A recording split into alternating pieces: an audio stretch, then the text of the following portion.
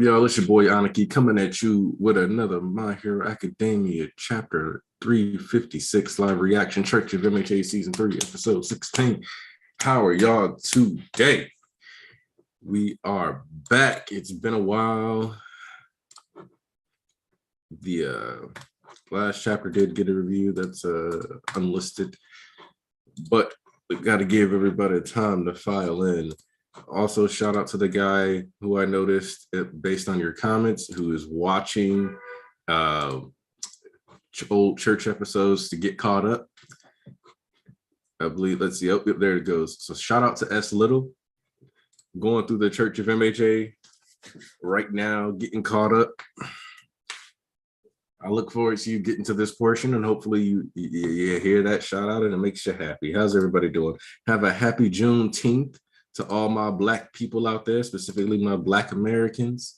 June 19th, for those of you who are unaware, is the commemoration of specifically the last bit of slaves in Texas becoming aware of the Emancipation Proclamation and their freedom from slavery. Effectively, after the emancipation was done, it took a while for the word and the laws to disseminate through the land, and there were actually slaves who were still working post-slavery being made illegal. That's the whole point of Juneteenth, is that finally all the slaves knew they were free. So that's something to celebrate, and that's something we review every summer. So, yep. What's up, Thomas? Yep. See, Tunisia is wishing a happy Juneteenth. My people filing in. How's everybody doing? Missed y'all. I gotta make sure do something more. I gotta start doing more stuff for y'all. I'm sorry. I'd be so tired. I'd just be so tired. But don't work on that. So as people are coming in, how y'all feel? Just give me a number for those of you who've already read the chapter. Put a number for how you feel about this week's chapter. Just put it out of 10, just real quick, since I haven't started the stream yet, or I haven't started talking about the actual chapter, reading it, letting people show up. Tell me what you think.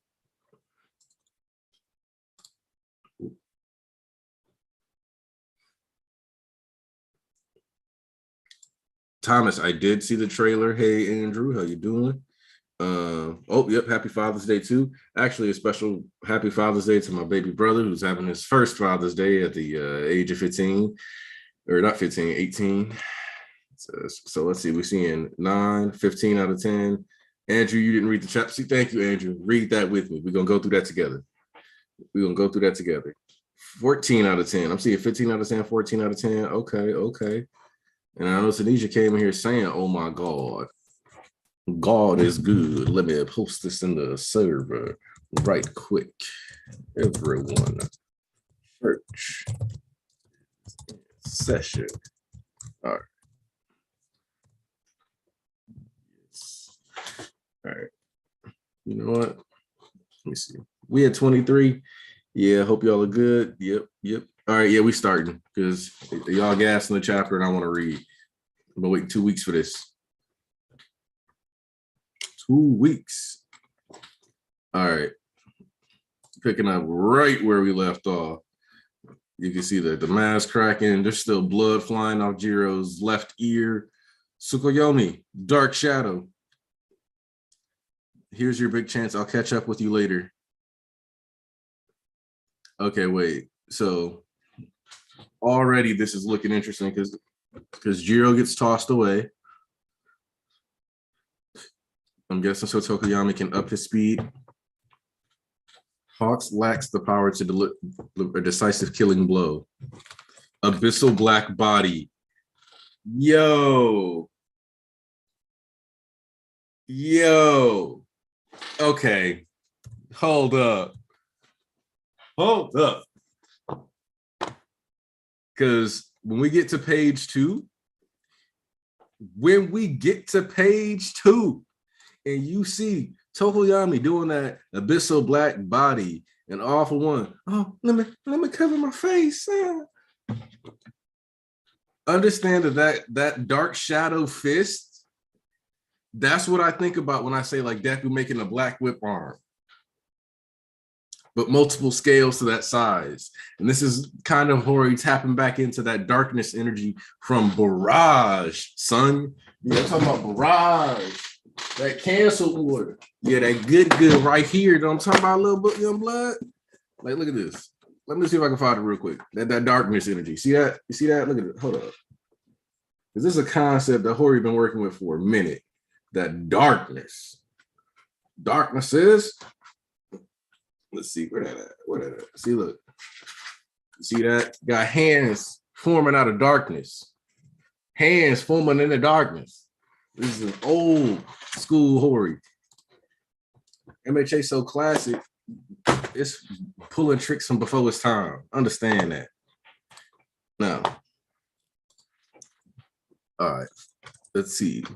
We got the Abyssal Black Body Ragnarok. And what I like about it is that smash, that punch, that fleeting blow as it lands on All for One, it's got energy reminiscent of when Deku smashed the robot during the UA entrance exam. That jump, boom, just all that force. Now, you thought they were just buying time, didn't you? But even pesky nets can be a pain in the butt. You see, seeing like all of this, all of that mask broke off, seeing him really look like a nutsack face, see him not smiling, seeing All for One in shambles pressed. It's wonderful to see. All right. I needed to dodge that attack at all costs, yet my awareness was delayed. Okay. Ever since losing most of my senses, I've made a point of collecting sensory quirks that detect phenomena like vibrations or infrared radiation. As a result, I'm far more aware of the world around me than the average person. So this is one of those things I like about this, right? All for One, once again, because I always make fun of All for One for getting his lining punched off. But I think we also got to talk about the fact that he objectively only has 2 of the 5 senses. Taste, which is nerfed, and feel. So really, he's got 1.5 to 7.5 senses. Got his eyeballs punched off, got his ears punched off, got his nose punched off. That's the sense of smell right there. And your taste is tied to your sense of smell. So he's technically also lost part of his sense of taste. Most of the pleasures of life have been denied to All for One now. All he got left is feels. So in the case, let's see, as a result, I'm far more aware of the world than the average person. In this case, the interference didn't come from the girl's pitiful sound attack. The real cause was my own quirks rebellion. This is a first. Did switching to a synthetic copy really make me more vulnerable compared to my original power? Has my authority weakened? Up until now, I had to catch him off guard with sneaky moves, which wasn't enough to finish the job. But now, one quick blow can kill him. All right, so we get this cutaway inside the Vestige world of All for One, which, again, Horikoshi, leaning into those horror themes, devouring, one of the vestiges in the world. Wretched pest. Ooh. And then we see the rivets. Based on the look on Tokoyami's face, Hawks just took a beating. But hold up. Is he grabbing every little piece of his mask and reassembling it? I'm not gonna lie. That's kind of raw. Like, hey, Spectral.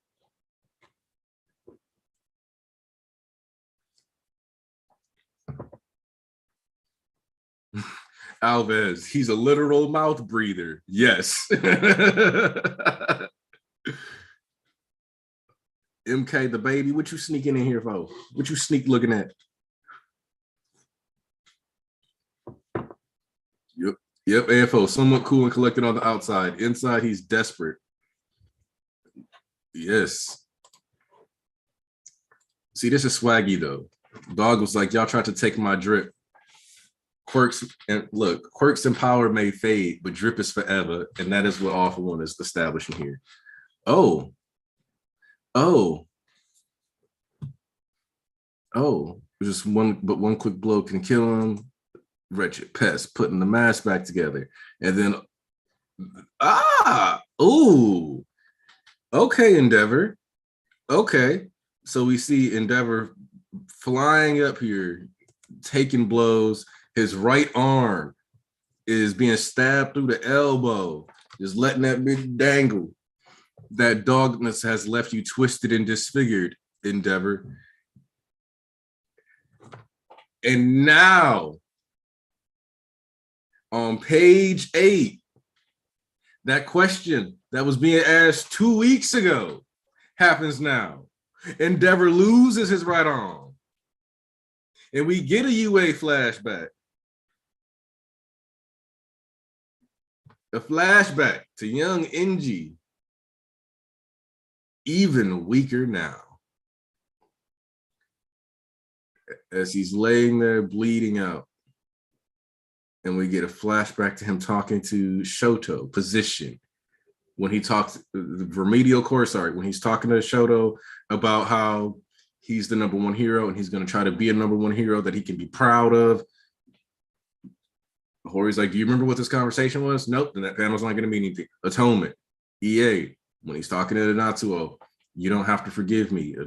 Understanding what it means to be able to throw the mistakes, looking back on Toya and the harm that it's caused, which I do feel kind of bad that Fuyumi doesn't get her own panel, but that's okay because actually it really just kind of highlights how Endeavor isn't even aware of the way that she's been harmed by this and like how her focus on bringing them together and all that is like very much her compensating for his failings and the damage caused.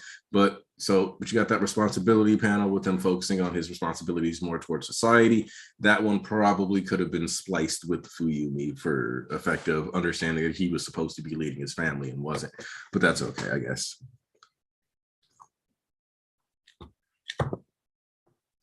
All of it has only exposed the weakness that was always there. It's painful to witness what a loser you've been reduced to. This is a hell of an internal self-pep talk. Are we about to get confirmation that Enji's an orphan? If this chapter confirms that Enji is an orphan, after I told you niggas that Endeavor is supposed to be the Batman of My Hero Academia, I might shit a brick. No. Think back to, you'll never be a superhero, Enji. Think back to your origin. Remember what the real enemy was? Recall how your father attempted to save a girl from some bastard and wound up as a corpse along with the girl. Think back to your envy toward the true supreme or toward true Superman and your inferiority complex. You called yourself Endeavor as in hard work, showing your menial nature. Remember you had to put on airs to keep that ugly heart of yours from falling to pieces? Oh, and then he grabs his younger self by the throat. That's right. You'll never be All Might or Deku because I've only ever done battle with the weaknesses within. So don't even dwell on the notion of some grand rebirth. Go on. Keep cursing that true enemy, that weakness. That's the only thing that has kept you alive. Man, this shot. Hold up.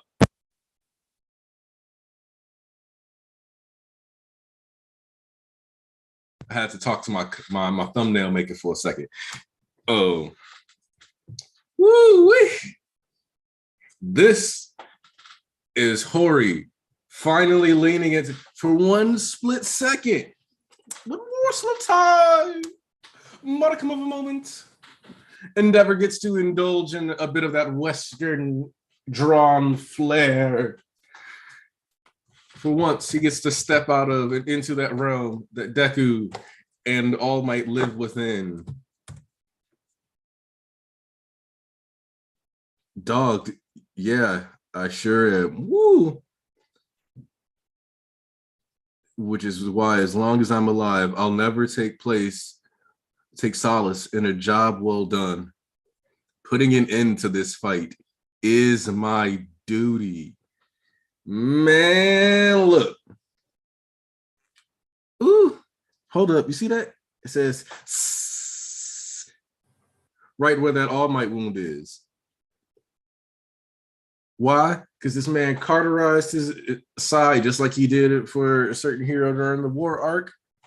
And now he cauterized his side, has lost his arm, and he looks more like Bruce Wayne in that final panel than he has since the hospital stay. Let's go. All right, I got some people to send some links to. Tyler, you better still be on. I told you he was going to be up in here. Yes, his man said, I don't need a real arm.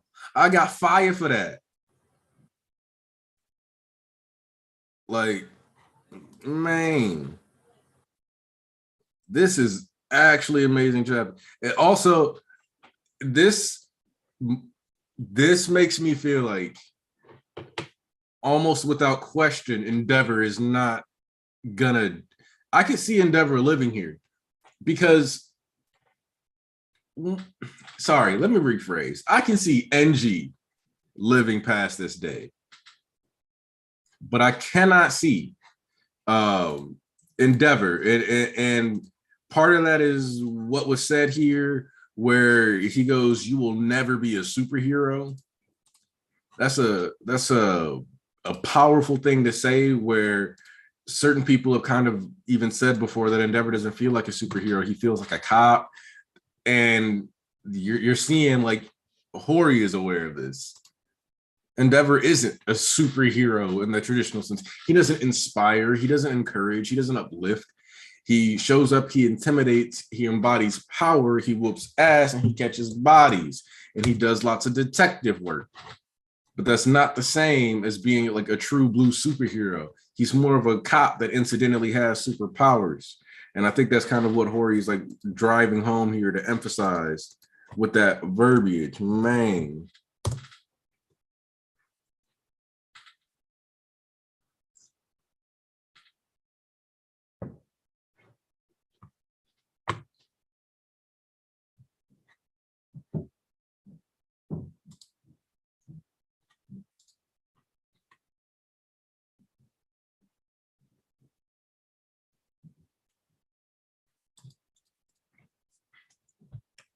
All right, let me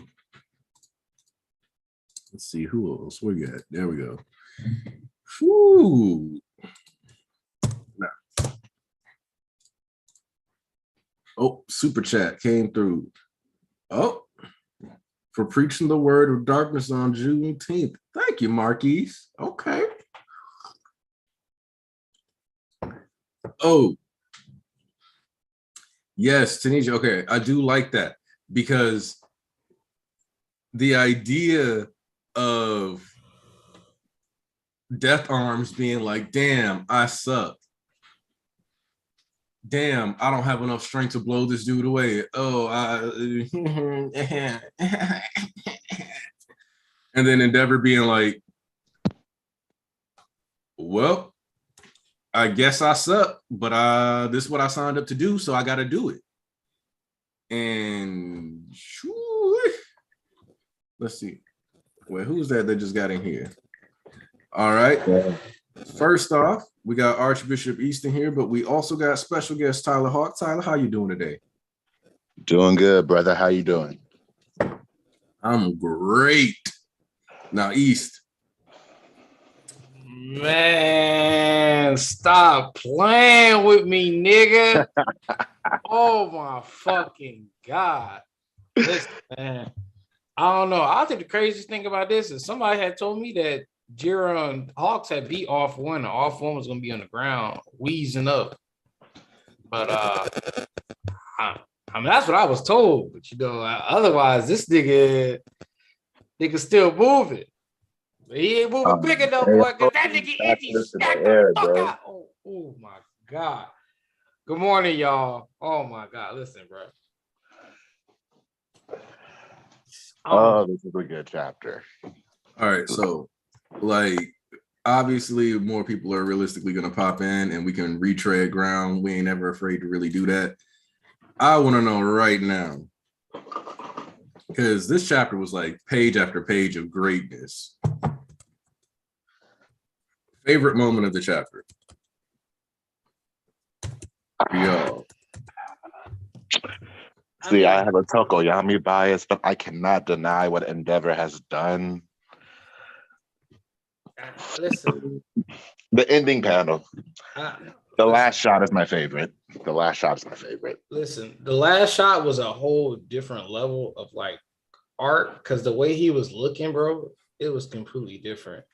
Not only that, remember the last chapter when he looked like a fish dying out of water. Oh God, that just makes it better. Now you know, Ragnarok, Abysmal Black Body, Ragnarok, Fleeting Blow, Tokiyami. You know that's my goat. That's my number one nigga. But the fact this nigga said, even weaker now, position, atonement, mistakes, responsibility, all of it has only exposed the weakness that was always there. It's painful to witness when a loser you've been reduced to. He told that nigga you'll never be a superhero, Izzy. Think back to your origin. Nigga, what's up with everybody dying in the rain? Horikoshi, you stay doing that shit for everybody that's old. Okay, let's talk about it. Because somebody always dying in the rain. East, have I not said the deliberate sky, like the sky backdrop that is consistently used is very deliberate in MHA. Like oftentimes it's like to design like that peacefulness of the sky and its indifference. Because like it doesn't matter. But then like we get these all fucking tragic nighttime rain shit. It's like, yeah, the daytime is on purpose, nigga. Because they said straight up, one of the things that's normalized about their society is people committing crime in broad daylight. Like, it's not supposed to be look as dramatic. It's supposed to be, damn, these niggas really doing this in the middle of the day. Fuck. Don't like use rain solely for aesthetic or stuff like that. It makes it hit harder when you actually do use it for that kind of stuff. Like, man, it's about there's a real like being selective. What's the word? What's the word I'm looking for? Being like very selective when you want to use certain techniques or tactics. It makes things a lot more impactful. Mm-hmm. It's like all right. It's like thinking back to when a lot of us were kids, right? And it's like, can you on mute? I think you on mute. I think I didn't say anything. Oh, my fault. The YouTube streaming lags behind a lot. Honestly, it lags behind like 10 seconds. Like honestly, but it's just something about think about when you were younger and those times that y'all used to get special meals, right? Like every Friday it was pizza or wings or be these special moments that make that shit so like. I don't get to eat this every day, but I do now, and it makes a special moment. But as you get be an adult and you got money in your bag, can't nobody tell you can't eat pizza when you want to eat pizza. And then as you start gorging yourself on it, it don't become as special as it used to because of overindulgence. So in the time when scenes like this hit, we don't have a lot of scenes like this, so they're much more memorable in the times that you do see them. Like even in like Vigilantes, that time in the rain. This time in the rain, it's like the moments that really stand out when this like there is no like daytime, there is no happy Ogo, there is no hope. How can you have hope when somebody's already died? What hope do you have after that point? And it's just moments like that hit the entirety. Oh, this nigga's such a different breed, bro. I swear to God. I'm really waiting to tap into the bag because I'm waiting for like a couple people like tarnishing them. Like we was having a conversation Saturday. Like we even do VC Friday because I'm busy. So like the conversation we was having Saturday, man. But now the fact that we know this is his dad, because first of all, shout out to the officials shitting on the leaks and scans. The leak said a father. They said a father died. Mm-hmm. The officials clarified it was actually NG's father that died. Can you imagine pulling up to the crib and like see, look, the retroactivity of this entire fucking thing with this goddamn nigga Enji Todoroki literally blows my mind because you have to think, bro. Once again, he was an innocent bystander when his son died, reliving that PTSD. No wonder he fucking spazzed after Toya died, son. He fucking saw his dad basically burned to a crisp. Like he was sitting there, he was like, there's nothing you could do at that point. And pulling up to go see Toya, that must have triggered some dark ass PTSD that revved that nigga back into the insane asylum. You know, Endeavor was not. In fact, what's crazy is that when you look at this basis, though, it also makes you ask, because like one of the things they talked about is how, oh, in America, not everybody who had been applied, like especially when you talk like at vigilantes, there was like of the like 400 people who were running around doing hero stuff, only like 7 of them, when the new system came through, were actually approved. Engie is somebody who clearly probably shouldn't have been approved, because his dad died in the line of combat, but most people would just see it as, oh, it's a noble way to like atone or, you know, make up for what his dad was trying to do, or moving in, following in his dad's footsteps. And it's like, no, this is worse than that. This dude never should have gotten to be a hero, because his mindset was going to be screwed up from the jump. He was going to try to like, he's basically forever trying to atone for the fact that his dad didn't succeed. And in the process became a father that failed his kids and wasn't able to be there for them in the same way that his dad being a hero led to his dad dying and not being there for him. Honestly, and that show, oh, you gave Thomas a link already? Yeah. But yeah, we really rate on the superstar. You know, I be holding the energy every stream, you know, because this is my series, but we really all know we waiting on a certain European fraud line to, you know, come in. So be prepared for that one. But she should be here in anytime. But let's talk about that. Yeah, Thomas, this is the problem with these niggas in this community. I don't know how they're gonna plan on ruining this chapter, because there's absolutely nothing wrong with it. Matter of fact, if anything, they literally clarify all the shit y'all was tripping about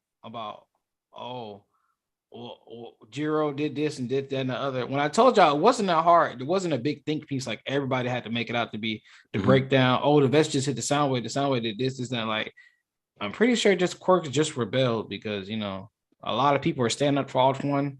He looking like a big ass cockroach. Niggas don't ever use the excuse to me here on the Vestige ship, like, well, when All Might fought him, why didn't they stand up? Why are they doing it now, nigga? All Might. Didn't you don't see even him? have to go that far, though. Didn't you see him fold everybody in Camino? That wasn't All Might. Did he literally pull up Dust, Genius, Orca, all those other niggas in the blink of an eye? Endeavor and Headshot couldn't touch the nigga. The only person on par with him was All Might, aka the god of the universe.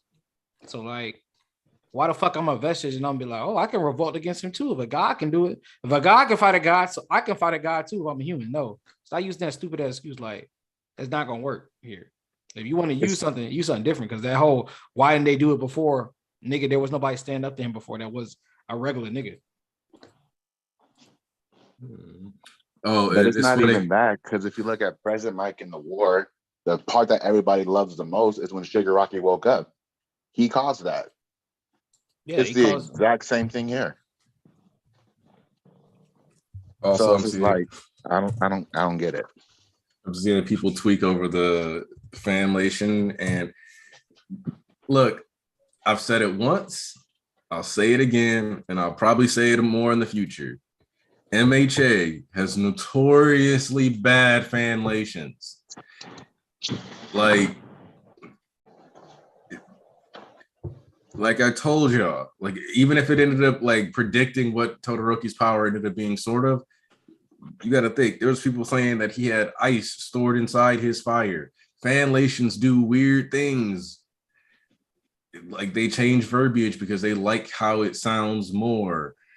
Like you just got to realize that anytime you're reading scans, even more than like people like to, like for some reason people like to look at localizations and stuff. It's like, oh, well, that's they're interpreting and they're not being as, and I'm like, dude, the amount of times that like people have skewed or changed like 3 words, even, and it's not even just an MHA. I remember when Joy Boy Theories did a whole video on a chapter of One Piece, and in less than 2 days, his video was outdated and just dumb because the fanlation said that Big Mom and Kaido were planning a wedding instead of it being a fire festival. So like of the 20 minutes of the video, like 12 of it or more was talking about the wedding between Big Mom and Kaido.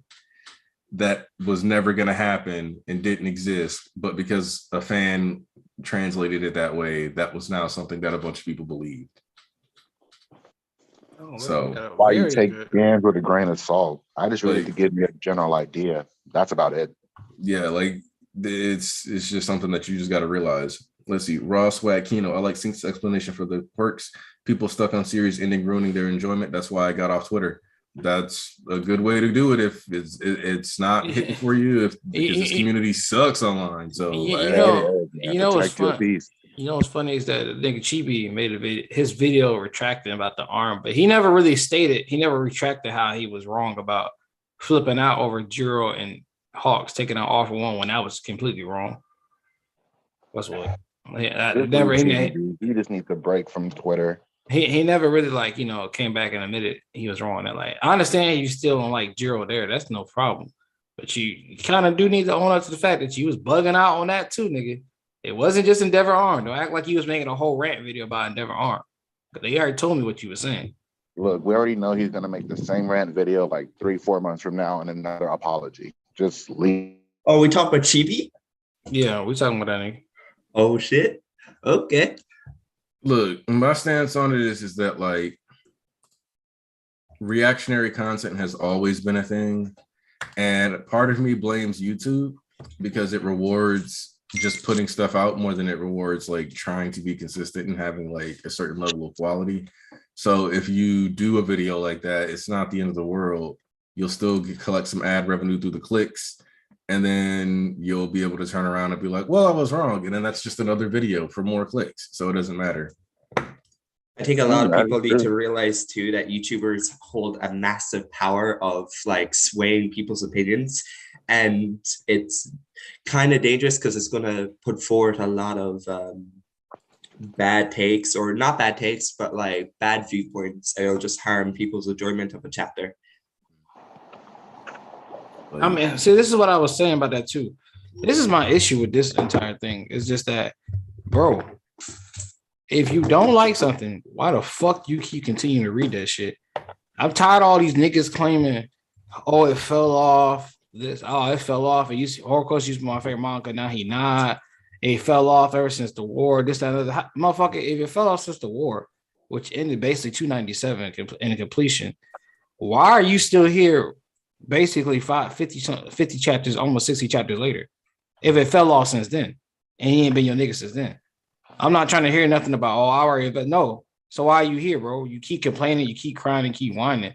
You're not going to enjoy it, so why the fuck you keep doing it to yourself? You just want to do what you want to do is you get clout because it's the popular thing to hate. And now it's somehow taking a decline in writing and this, that, and other, just because he has more liberation to be free. And it's like this example I made before. Let's say we take 2 Kendrick albums. We're going to take To Pimp a Butterfly, and then we're going to take the Hard Part 5, right? Or what's it called? Mr. Morales and the Big Steppers, right? So we take the 2. One of them is more so, it's got that pop, it got that, we talking raw shit, this, that, and the other. We having fun on the album more so, right? Still got a message behind it with this.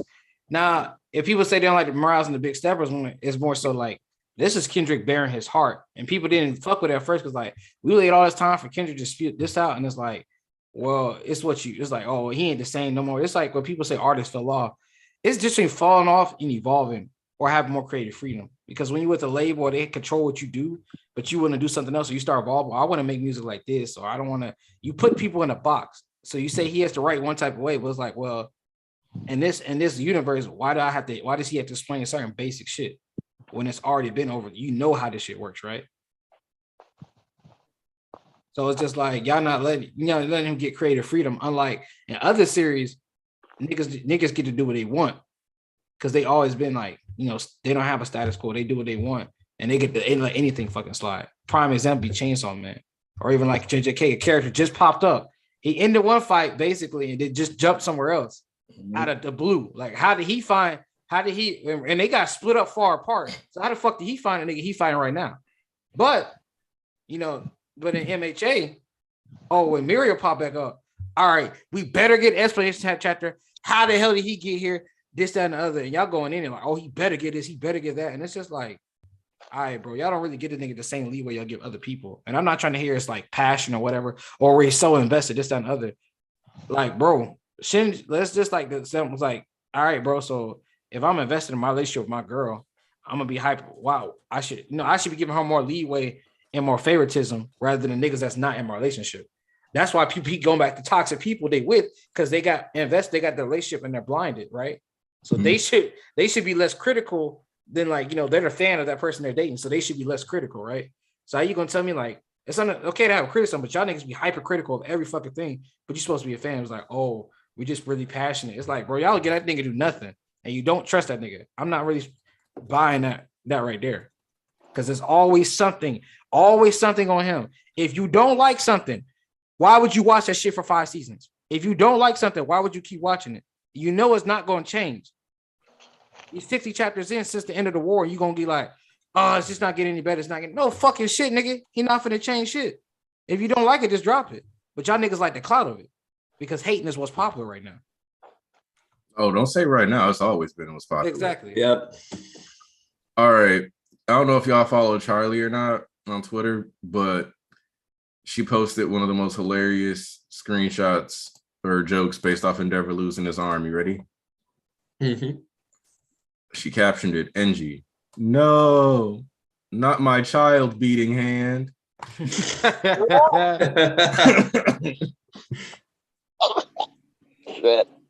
Oh no. I'll pause it.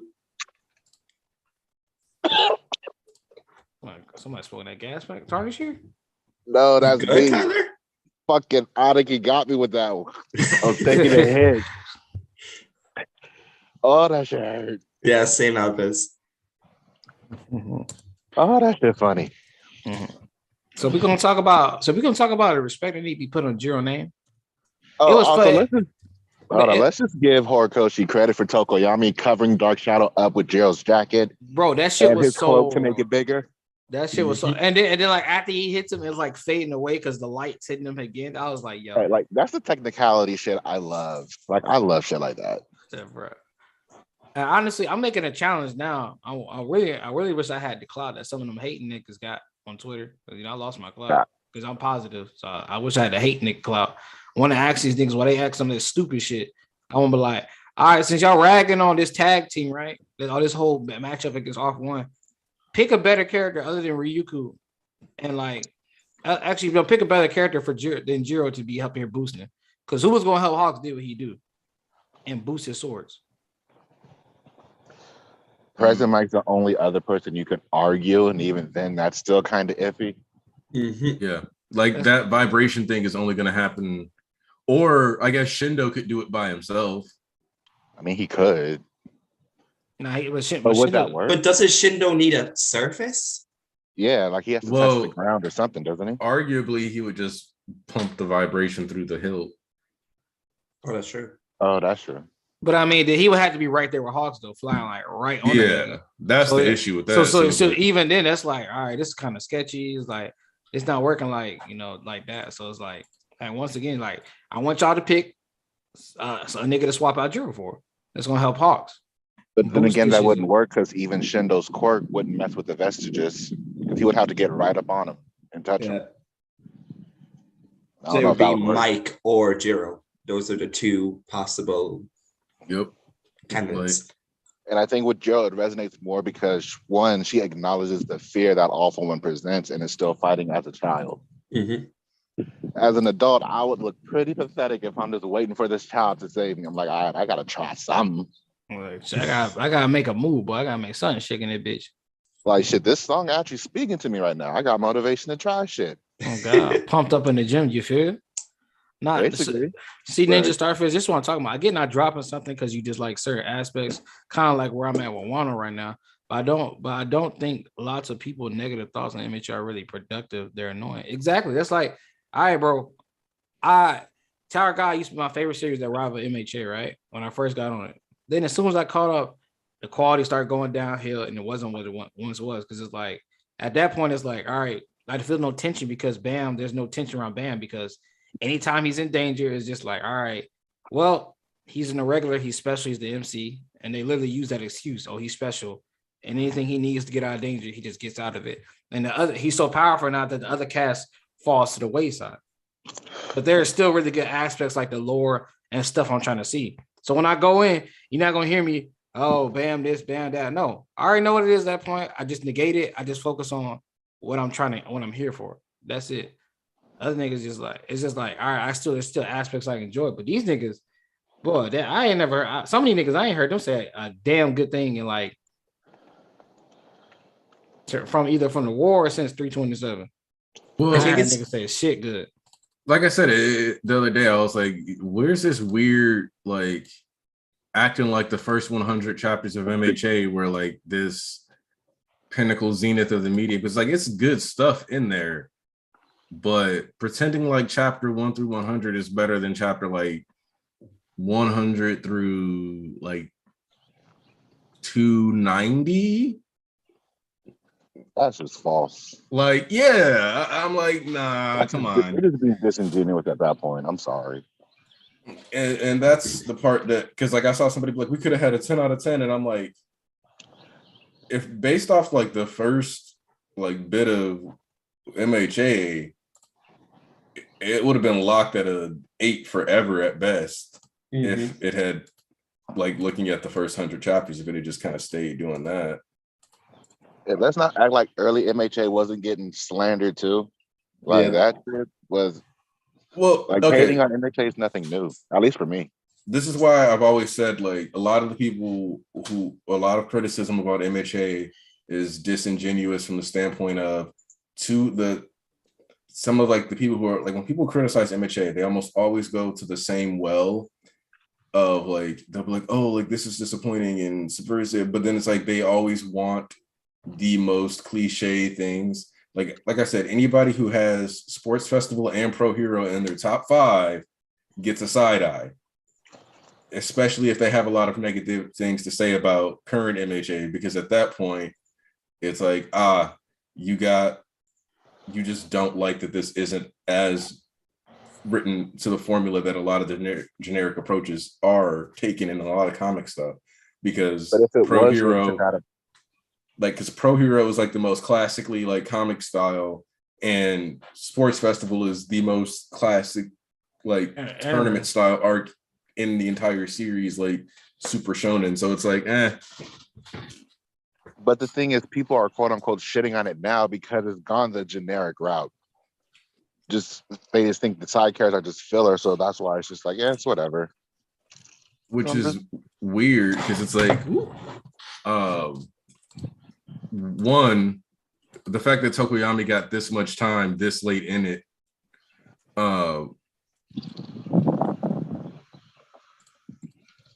and hold on. So I lost my train of thought. But like my thing is that we have, how do I put it? Almost everything going on in the series right now is built on the first 100 chapters because obviously it's there, but like it's everything that happened in that second saga that makes this stuff good. And when I look at characters like Tokoyami, for example, being used this way, a lot of people would have claimed that Tokoyami was kind of wasted. But the way Tokoyami's been utilized throughout the story is that even if his emotional journey isn't in close emotional proximity to Deku, which, like, think about this for a second. When is Tokoyami, since Sports Festival, actually getting screen time with Deku that's like centered on his relationship with Deku? Never. Nah. And that's just that one time. Exactly. And like, so Tokoyami's whole story, like his working together with Sue and getting to like familiarize himself with his weaknesses, working on his hand-to-hand combat.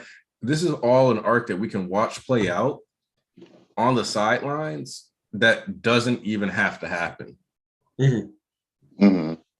So, nope. During joint training, the main character interactions were Shoto and Tokoyami, where they talked about being, you know, the apprentices of the number 1 and number 2, and they had to make sure they showed up well. And Deku did comment on the Columbus egg and all that other stuff with Tokoyami, sure, but they didn't actually talk. it's like people treat it like, oh, the side characters aren't, but it's like that's not the typical way that a side character is handled in shonen like writing, especially like for Shonen Jump. Usually, if a side character isn't attached to the main character for their journey, then you just don't pay attention to it. Mm-hmm. And Tokoyami already has his friend group anyway. Exactly. Like that's the thing I've always favored about this series too. Is not everybody because Deku the MC, everybody got to be revolving around him. Everything revolving around him. It's like, nah, people got their own lives that they attend to, that they don't care about Deku. It's like in that class, if you like pick a group or like, hey, we going to the mall, everybody gonna split up in the mall with their own designated group of people that they just gravitate towards to. Now everyone's gonna be like, oh, I want to hang with Deku. I want to hang with natural gravity. So it's gonna be fucking Deku, Ida, and Ochiko. And Sue probably be there or something. Tokiyama gonna split off with Shoji and his other niggas. Is like they don't really follow Deku just because he's the MC or whatever you happy or he's special, air quote. It's like it's not like that. It's more realistic. It's like you're not always gonna be everybody's cup of tea. It's crazy how the first ending of season 5 actually confirms this. See, so it's like, and that's the thing about getting things like or character arcs revolving and bound, and then revolving around basically like it's like Deku or whatever. It's like, nah, we don't really need that. It's like honestly, even at that point, it's just like you just giving the character to do something in a battle series is all they need. Because it's like, all right, now this character's been done justice. This one's been done justice. Like compared to the last one, now Jiro got her just do desserts. Tokiyami once again got to do something up in this pitch. And hey, Coyote got back from editing, and that's kind of like the other thing too is like almost all because, and I've always said like it's. If you look at a character as like once you hit C tier at MHA, you almost guaranteed to have some kind of trackable arc. And I think the problem is that one, the fact that you can kind of cleanly start moving people into C, B, and A tier. Like for example, Koji Koda is at best a D tier member of Class 1A. That's too generous. That's why I said at best. At best. He's the worst. But like a good example of like a C tier is probably like Tokoyami, where his story isn't as connected, or you could argue like he's maybe like a B tier. I definitely B tier. Like you could like putting Tokoyami or Ida in like C or B is a pretty fair assessment of like their character. Low B, high C. Like Ida top 5 for me. Well, no, top 10. Well, we're just more of a talking about like narrative importance and how they like the character is being used, like as far as like relation to main to side. And like Ida is definitely supposed to be more important to Deku than Tokoyami is. So I would definitely put him a little higher because and his story directly drives the plot more, whereas Tokoyami's story fits into the plot. But hey, that wasn't don't get it twisted. A D is not praise. People really disassociate D with barely passing. Like, shit, I'll take it. I mean, it's barely passing, but in a lot of ways, it don't matter. Momo, Momo would be like a low A, high B tier because she's been in a few arcs. Her arc, like especially the first saga, actually spent a lot of time on her, stuff like that. Momo as an adult is going to be scary. That's why she's a student. That's so funny. It was literally a case of him being like, wait, no, this is too OP as an adult hero. It would be hard to justify having some of these conflicts if she's like seasoned with this quirk. Exactly. You see how it worked. You see how he had to handle Aizawa as always holding that nigga or putting him out the paint somehow, some way. Honestly, Momo will be a character you would have to kill like twice if she was an adult. Yeah, pretty much. Tobufu, remember an offhand comment about Kirishima not liking his quirk because it's not flashy.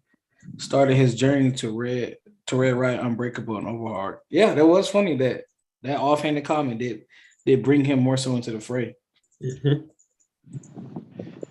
And And like, see, he's a favorite character, but he doesn't have that much screen time or focus like other. I don't get this. I don't get this because like we see with this chapter that if Horikoshi wants to write a damn good side character, he can do so. So it's like he has his focus of characters he wants to give attention to. Other characters going to get like, well, you'll get this much, and then you have some that are just there to just fill in because it's a superhero comic. At the end of the day, you're not going to know about everybody, but if you get some cool shit with this character, hey, shit, man, that's dope. But that's my thing with fandom. Like, correct me if or at least like try to explain this for me because I don't get it. I mentioned this last night. East can attest to this. The same people who are complaining about Jiro Tokoyami being here are the same people who complain that the side characters are side characters, that they don't get much focus. Especially in previous arcs. So why is it that this is an issue? So the reality is that people like to latch onto and compare it in a sense to the Konoha 11. And I think people kind of don't realize that one, comparing a class of 20 to 11 people is a little unfair, but also you have to factor in that oh, that's Little's in the chat today. Oh shit, he caught up. Oh, they caught up. They caught up.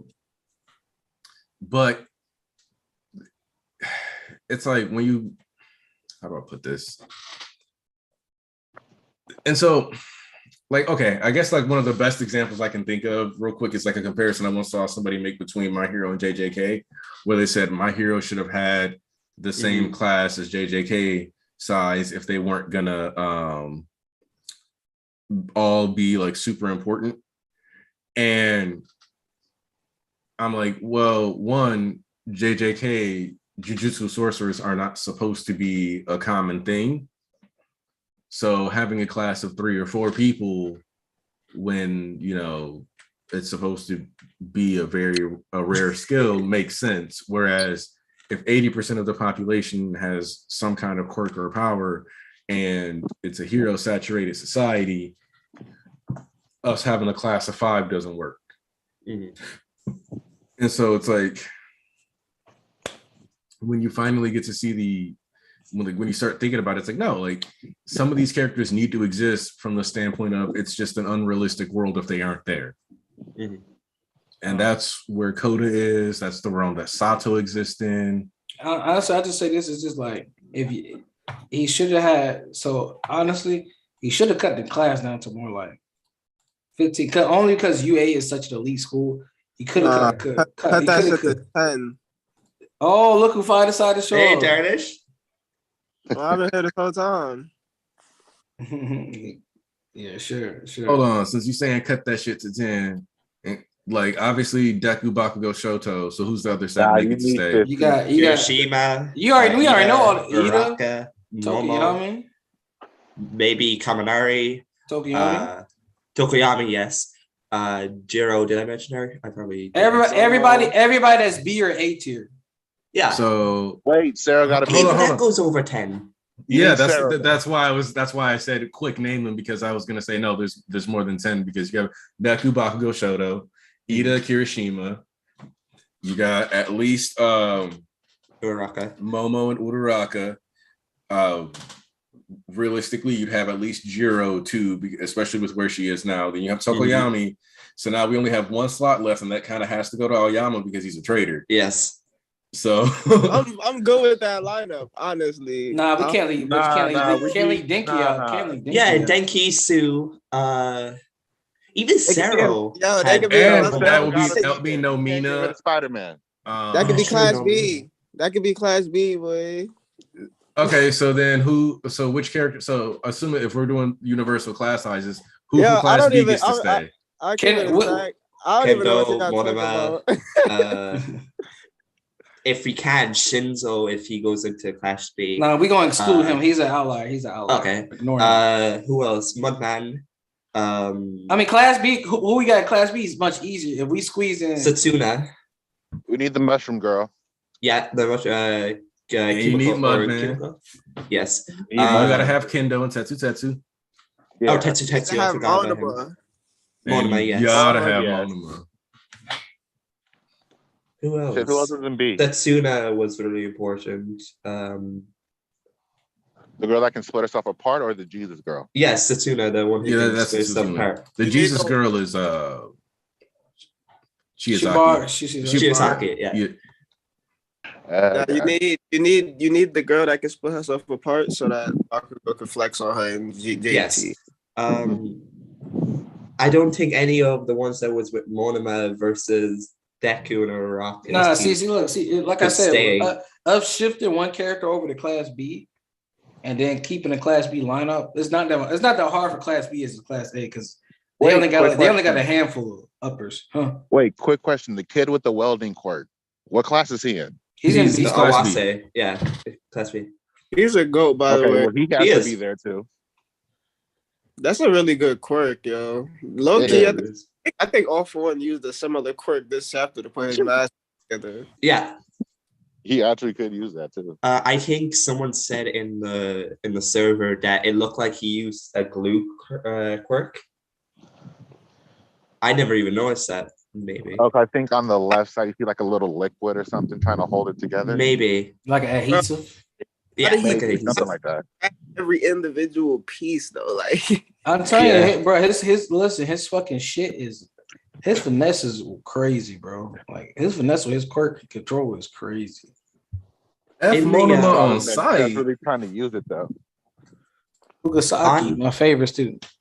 On page 3, when you see Hawk say you thought they were just buying time, is that All For One holding his mouthpiece? Hold on. Let me see. Because it looks like a screw type. Oh yeah. Because you can see that his part of the respirator is starting to fall out. So yeah, it looks like he caught it, or he either caught it here or it was starting to fall out. Mm-hmm. Yo, I'm out. Yo, I just read the officials because I just woke up not too long. Yeah. They said that was Enji's father that died? Yes. Yeah, bro. They said that. What the hell? Yeah, the scouts are wrong once again.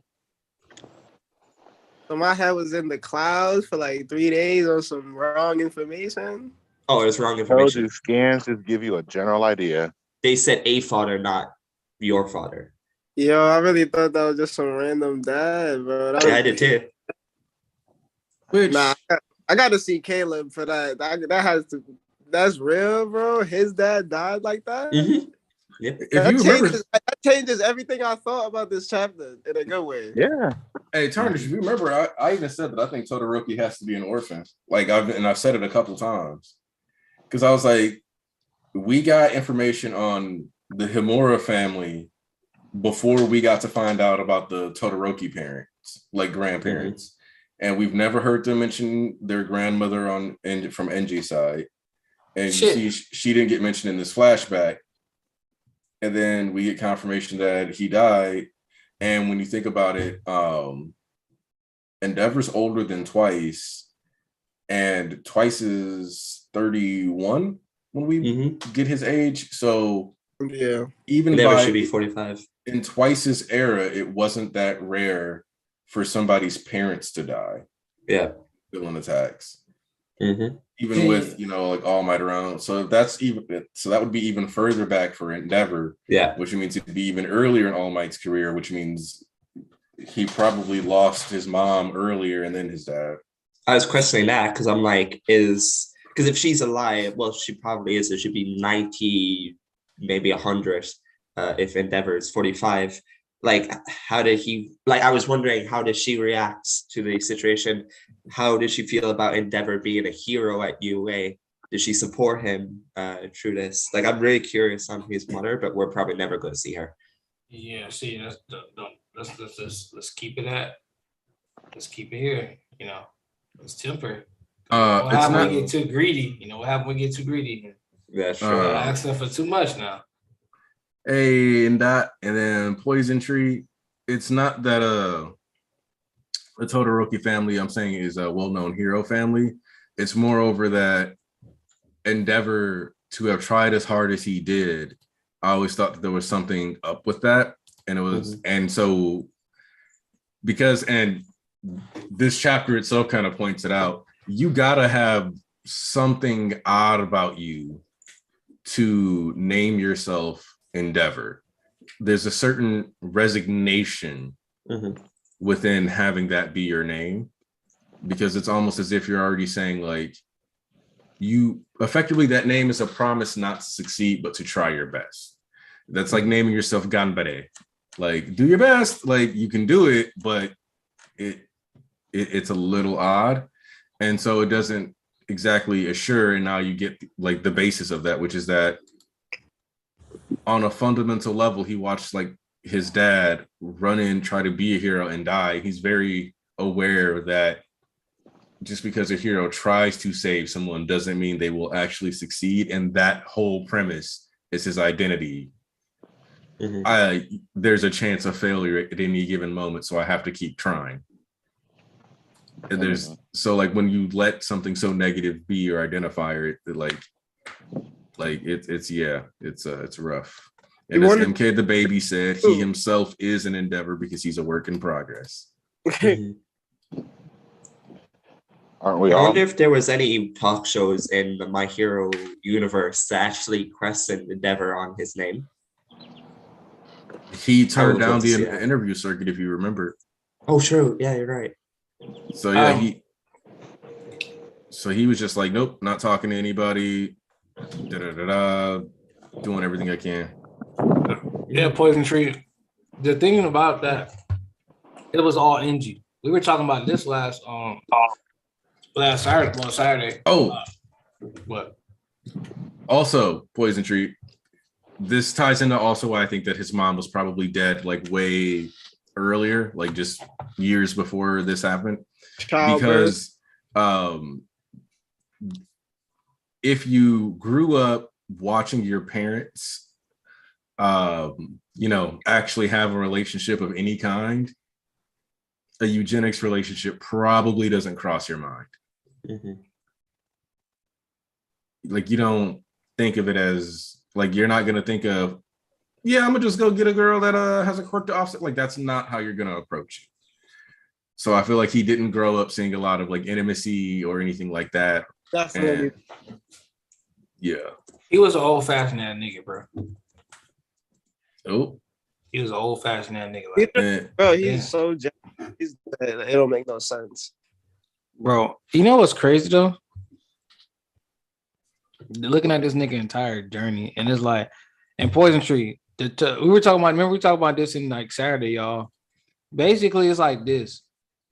You can use I'll use basketball. You know, you got the Ball family. Was it LeVar, right? That was the dad. That's the daddy. Yeah, so you know LeVar, he's what made the name for his kids and put them on the scene. They came through off his legacy. Now Curry came in and did his shit, and made him something he can go off of his accolades and his thing. He didn't come in off nobody. Oh, this is my son Curry. He the next generation me. Curry came in and did his own thing. So and we were talking about that. That's the kind of same thing that happened with Endeavor, because we were talking about, did he have, because just before we knew his father was dead, and it was just a father.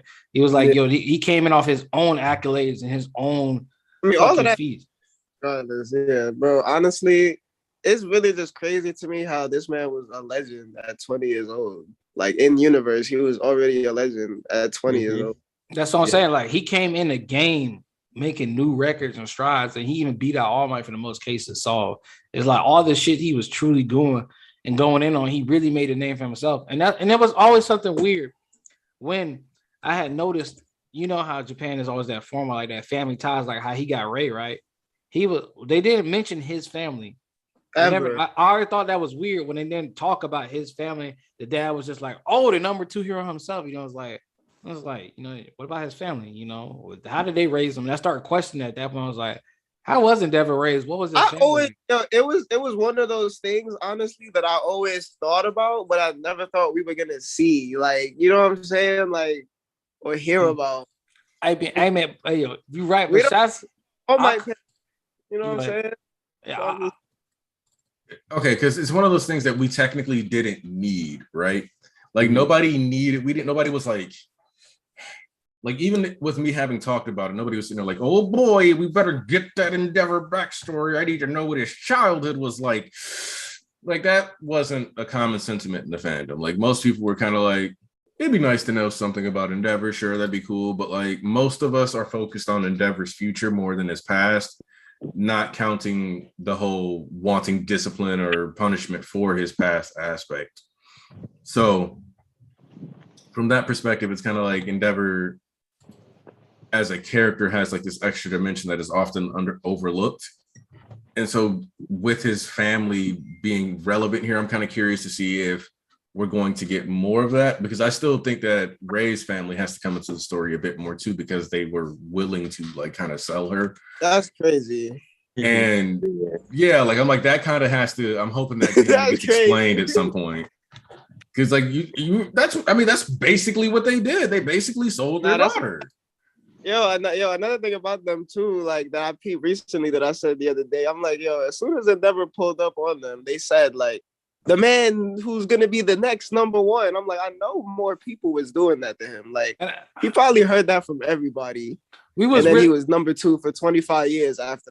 And bro, we was really like going in on like Endeavor, like NG shit. Like Say's really missing out right now, but we finna go in. So we were really talking about like in Saturday, bro. We were really going in like how Endeavor's entire journey, like retroactively looking at everything from start to finish is fucking insanity, bro. It's like looking at you coming up, you being a fucking dog. Like, bro, you gotta imagine he was putting in that work. I can only imagine him, like he's literally an MC. I can only imagine him having like Emily Ethan now. Like that's really busting my head because I just read that this man's pops just died. Yeah, and his mom probably nowhere to be found, and like grandparents. You know what's crazy? Like when the leaks came out, there was mad controversy. Of course, people talking that shit. Some people were kind of upset that like this backstory was added in the first place. They were like, "Yo, like this is kind of like making shit lighter for him." Like that because originally it said like, "Oh, he watched a father dying trying to save their kid," but now it's like, "Oh, his dad died just trying to save some girl." So I wonder how people are going to try to spin it now. Like, oh, it was his dad that died, and that's why he's a shitty dad. Horikoshi, fuck you. Like, I don't even know what people are going to try to come up with. Okay, so yes, there's going to be some, this is abuse apologism takes, which, yikes. Man, because it's seriously, you need to send pings next time. Man, you should be on the lookout, dog. Manifestation. Yeah, I just got here not too long ago. The chat been damn near doing a rain dance for you, Sayas. I was confused. You were probably sitting there for an hour, like, where Sayas? We going in. We try to hold off. He's like, you know what? She get here when she get here. Fuck it, because it's like, I don't know where she at. I would have been there ASAP. Should have just DM'd it to her. I'm sick. Yeah. All right, Sayas. You man, because you be friends. I'm gonna start picking you. Sayas. Let's hear your thoughts. The floor is yours. I love this. I'm so close to actually making a YouTube video just fawning over Endeavor again. No, I really genuinely love this chapter. I think it's so fitting. I think that's the best way to describe it. Like, me probably more than most, but most of us probably thought about how did Endeavor start? How did this whole thing happened? Why is he so obsessed? And I love how this is probably not what a lot of people expected, but still it just makes so much sense. I don't think anybody read this chapter and was like, wow, this changes everything, or this is a total surprise or anything. I think we all read it and it makes perfect sense. It explains everything that happened. It explains why he is the way he is. And it's still not too surprising. Like it just makes so much sense. I think that's the best part about his character, like the consistency. Because I thought about why Endeavor is considered so well written, and why a lot of us just agree that he's well written. Like even those who don't like it at this point have to sometimes agree that he is well written. But when we look at Endeavor, there's not really a big moment. Like, sure, the Hood fight was cool, but if you ask somebody why is Endeavor a good character, nobody will point at the Hood fight. And there's like, he's not very quotable either. Like, he doesn't say anything great. There's not really anything particularly great about Endeavor. What just is so great about him is that he is so consistent. Like, everything just makes so much sense. And every time we learn something new, even though we didn't expect it sometimes, even though it's completely new information, it just makes more sense. And every time we learn a new aspect, it becomes more and more complex, and there's not a moment where you think, this doesn't make sense. This is a surprise. This is not what I expected. It might be something you never thought about, but it just makes so much sense. And I think this is one more of these scenes where it just adds on to Endeavor, and it makes so much sense, and it makes him more complete than he already was. And I love it. I love the whole chapter. I mean, Toriyami, Hawks, Jiro, whatever, they were there fine. Lost his arm, which I'm honestly, the thing is, we lost his arm. That's kind of hurts, but it's also, in a way, last chapter for a split second I thought he lost his arm, so I already went through that pain. So it wasn't that shocking. Said I already went through that pain.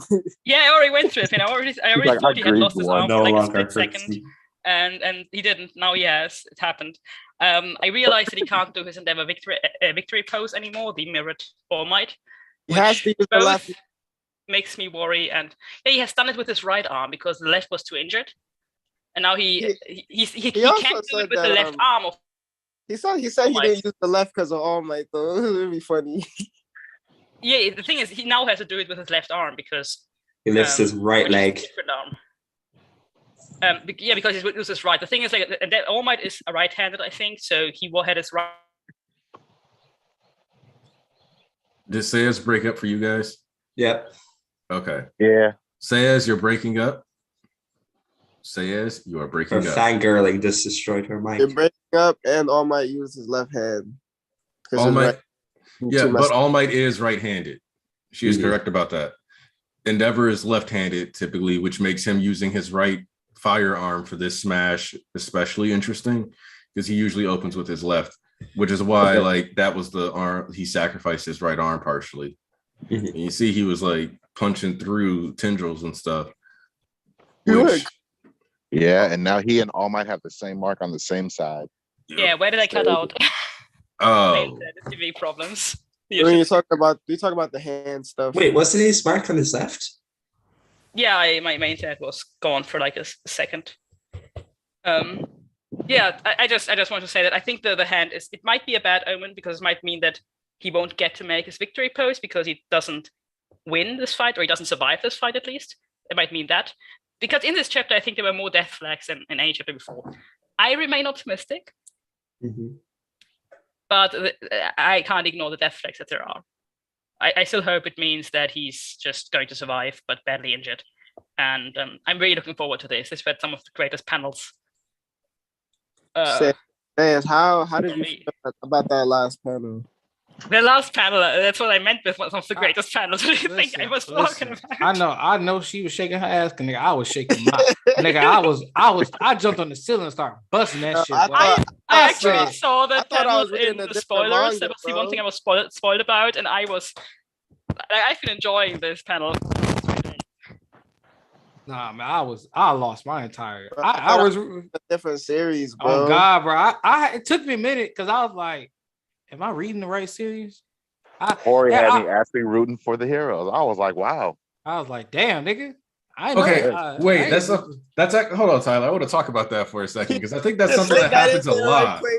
I think that happens a lot. Like when Hawks versus Twice happened, even if you're like unless you're like my one of my buddies in real life who's like, hey, the villains are like let me put this one.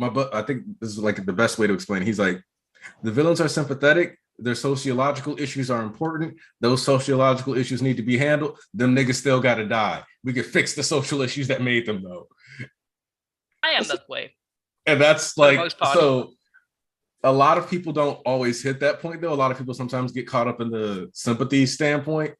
And so they, like Tyler just said, they're like, I don't know, I'm really enjoying Shiggy doing this. He dropping some gems. I don't know, bro. But I feel like AFO is the one villain in the series that when he is being fought, at most you want it to go longer so you can see him get hit more and maybe hear him talk more shit. But at no point do you like even think about it'd be nice if AFO won here. Nah, get him out. God, no. No, it's like a person. So let me. I'm gonna keep it a buck. I'm gonna keep it a buck with all of y'all. When last chapter, when he hurt Jiro, after that point, I was really just screaming for somebody to hit that nigga. And then when Hawks hit that nigga at the end of the chapter, everybody got a licking though, like back to back to back to back. Yeah, everybody got their little licking on this nigga. So Okoyami's lick was the most unexpected. He slid on that nigga.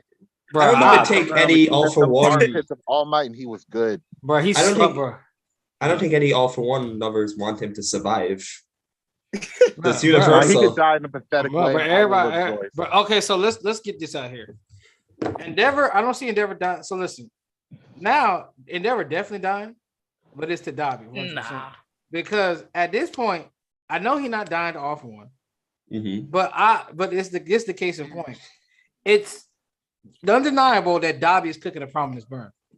If you were going to have Dobby just go out, it's just like, all right, you're not gonna have him come. You gave him something extra. If you wanted him to go out sad without anything, any form of a W, you just hold him against Shoto because Shoto won the fight. He had his backup and shit. They did what they did. Shoto got his moment. You just hold Dobby right then and there and take him. You decided to add the prominence burn, charging in question. Yo, how is this nigga still alive at that point? Now, then you got, so you know he's not gonna come back on Shoto and be like, you thought I was done, Shoto? Prominence burn. Then like they just stop. Oh yeah. What if Endeavor and Shoto both die? Oh no. Woo, nah. That's a bit too drastic. Well, Endeavor's already dead. We got what are y'all gonna do if Hori turns it up like that? What are y'all going? I think I like it. I'm rooting for the villain, so I'm good. Hey, listen, I don't know if I could continue to read the story because I wouldn't know what the fuck I'm reading at that point. I'd be like, I lied. I knew you had that dog in you, nigga, but it's a fucking demon, son. This a whole. Look, hold on, time out. Like I said, like the question is whether or not NG dies. Endeavor is Endeavor's dead. already dead. Okay, Endeavor's dead. Like Endeavor is dead. Endeavor died in chapter 300. Let's put it like this. No, Endeavor died when he lost his right arm. No, Endeavor kind of only died this chapter when he burned himself. Yep. His younger self. I think Endeavor died at Dobby's hands. Nah. The hero Endeavor slowly dies. Come out, Tarnish. Do you remember the thing that I talked about in my Endeavor video back in the day that made you go, oh? The self-hatred, bro. It happened in this chapter. What he said to the Nomu finally happens here. You are me from my past or some twisted future, obsessed with power. You need to burn away. And in this chapter, he burns away that him that's obsessed with the power. And that's why when he stands against it, there's no mask.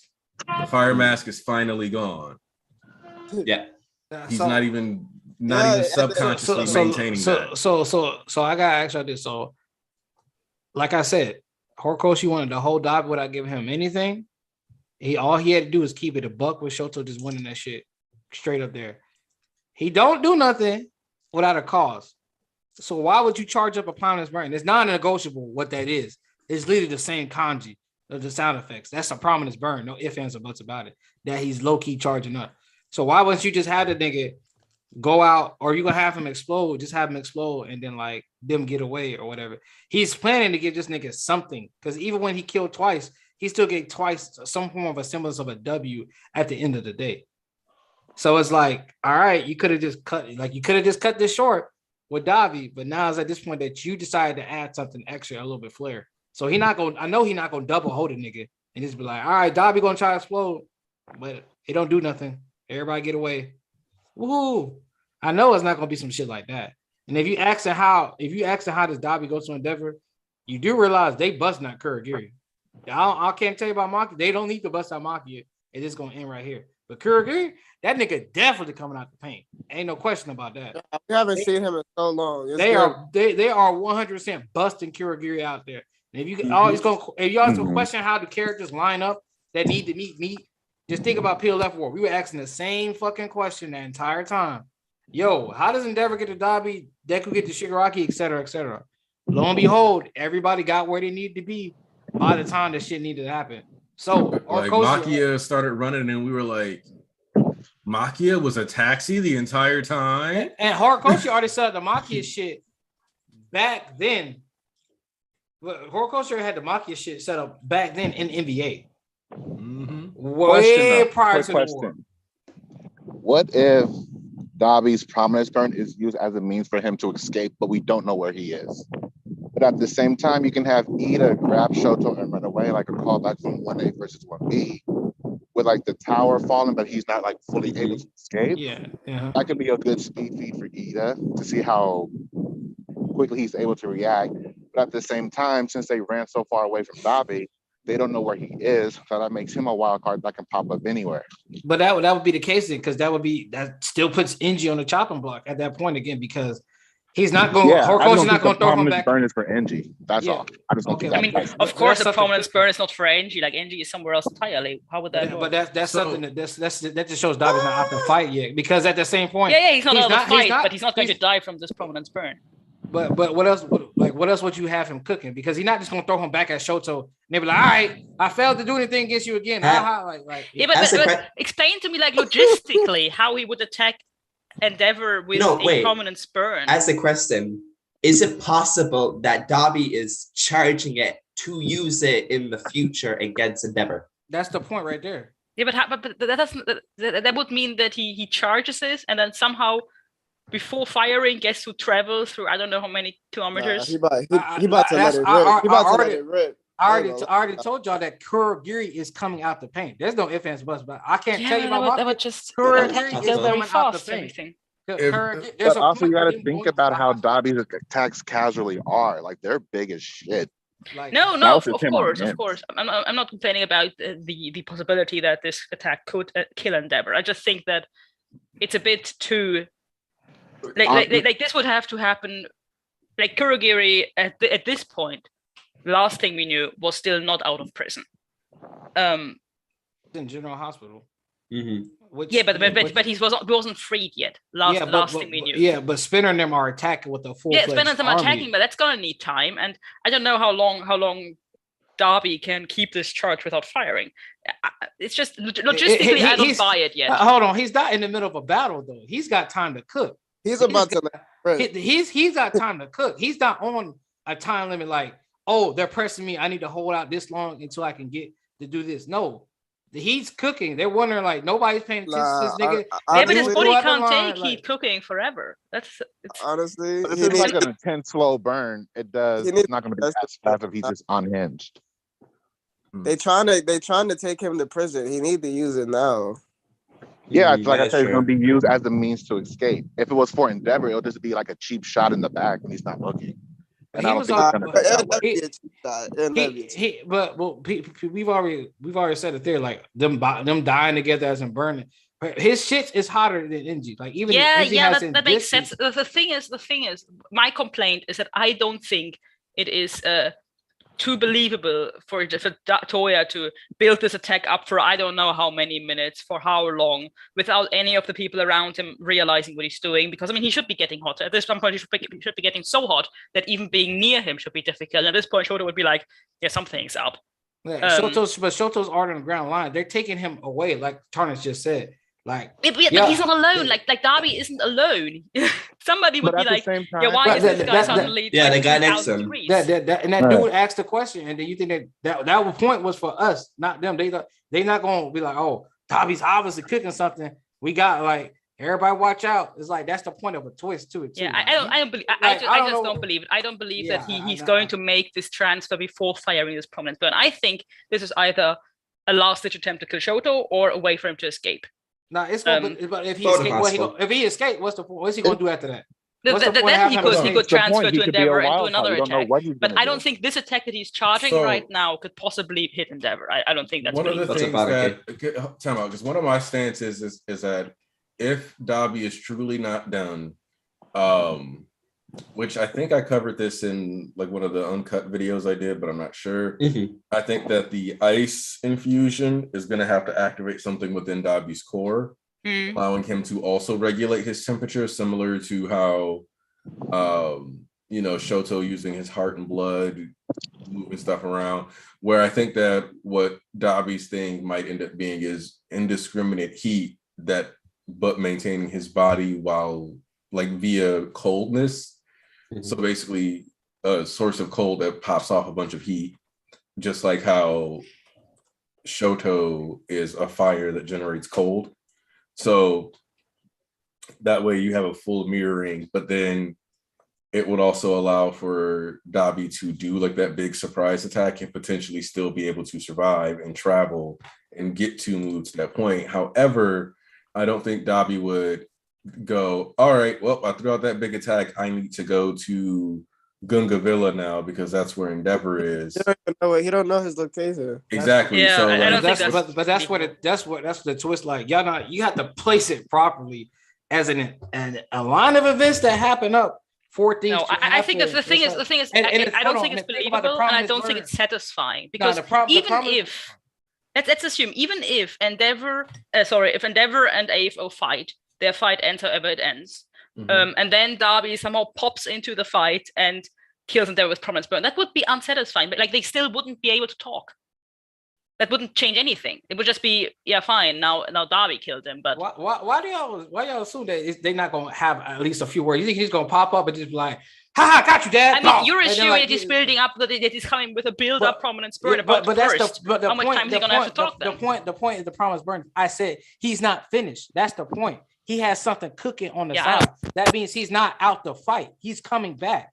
In some way, shape, or form. I believe that. I just don't think it is unbelievable for him to pop over to Endeavor and just Prominence Burn him with the one he's already building up now. That doesn't make sense to me. I don't know if the point is he has something cooking, and it's not the Prominence Burn that's going, oh, I have charged Prominence. Like that's the get out card. He's charging something. That means he's not done. That means he's going to get out the situation that he's in. And the point of how does he get to Endeavor? I already told y'all, whether you like it or not, Kurogiri's coming back.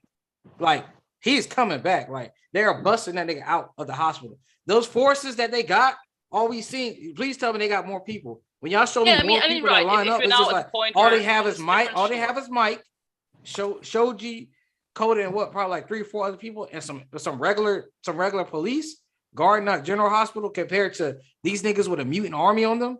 Please, No, East. You've been before. You've made the point. You've made the argument that Dabi is going to use the very thing he's charging up now against Endeavor. I don't believe it. If your argument is now that Kurogiri is going to be freed and then transfer Dabi after Dabi escaped somehow, or help Dabi escape, and then afterward he's going to find Enji again, sure, I could see that happen.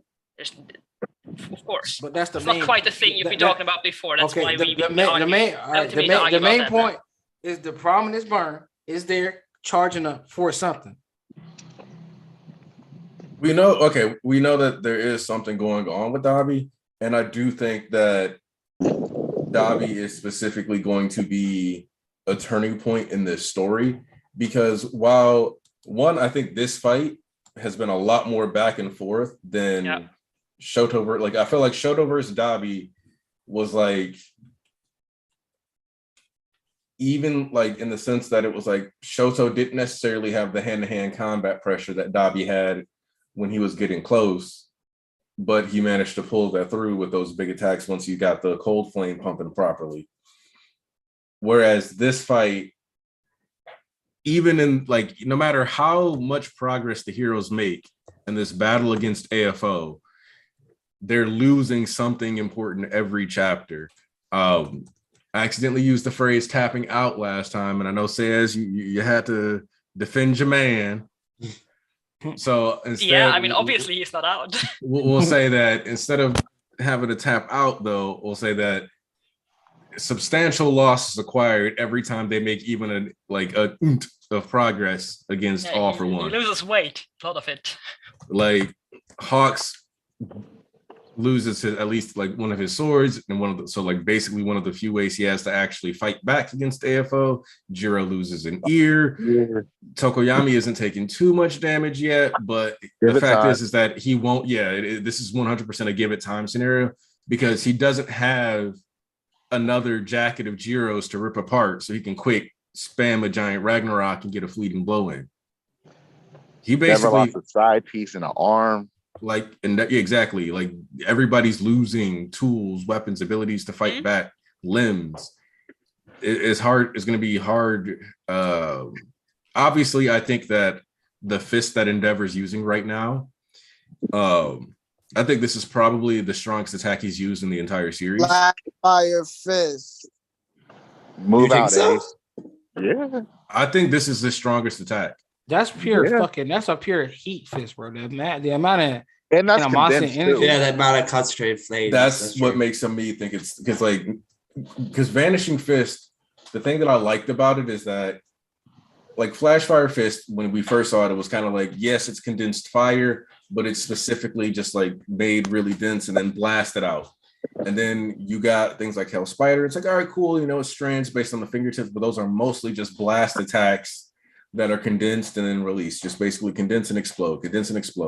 But Vanishing Fist during the war arc took that step and kind of took some of the principles that he had been talking to Deku and them about, being that shape manipulation. And when you look at it, it's the fire actually forming and responding to and effectively acting as a construct, making gloves. And then when you see he's using the double Vanishing Fist brush, he's got that double fully formed, just like that ignited arrow. Shape manipulation is consistently being maintained here, and then using it without his body. Like, this is probably the same fire that is from a Vanishing Fist, now condensed into like a third the size, if that. It's way hotter. This is the true form of Flash Fire Fist. And it broke the mask again. Let's get it. Mm-hmm. Yeah, like you can see All For One's face, like the wrinkles. Now, I don't know how All For One's gonna eat this attack right now. He didn't eat that one here. Speaking of which, now he don't got regen. Speaking of which, he's going to regret okay that. For AFO to take a lot of damage ago. right now. Speaking of which, now Fall said he said All For One not losing 2 weeks ago. Yeah, I wanted to ask about that. He got popped good. Like, you thought he wasn't gonna get popped at any time? Like, nah, the heroes had to give up a lot for these 2 clean hits. They need it. Give them this at least. Yeah, but he wasn't gonna get popped good 1 or 2 times. And I told you he gonna start turning up this chapter, which he did start turning. He did. You see how he fucking stabbed the shit out of everybody. And that's my thing. I'm glad you're asking, East, because I wanted to ask that too, because the chapters before it was always like, there's no way Endeavor's gonna win. There's no way Abe's gonna die that way. But this chapter had kind of this weird double feeling where it gave me more Endeavor death flags, but it also gave me more signs that he's going to win. On the other hand, though, the thing we didn't see it, even though Jiro got injured and Hawks got injured and Endeavor now lost an arm, we didn't really see an actual attack by AFO yet, like a real attack. We saw him use his tendrils to stab people, but like the way he did with All Might, where he added like quirk on quirk on quirk on quirk and then punch. We didn't really see that yet, right? No, we see we see him use attacks. No, he got when he took out his side. Because that's not like on the I know what you're saying. We know he's able to do.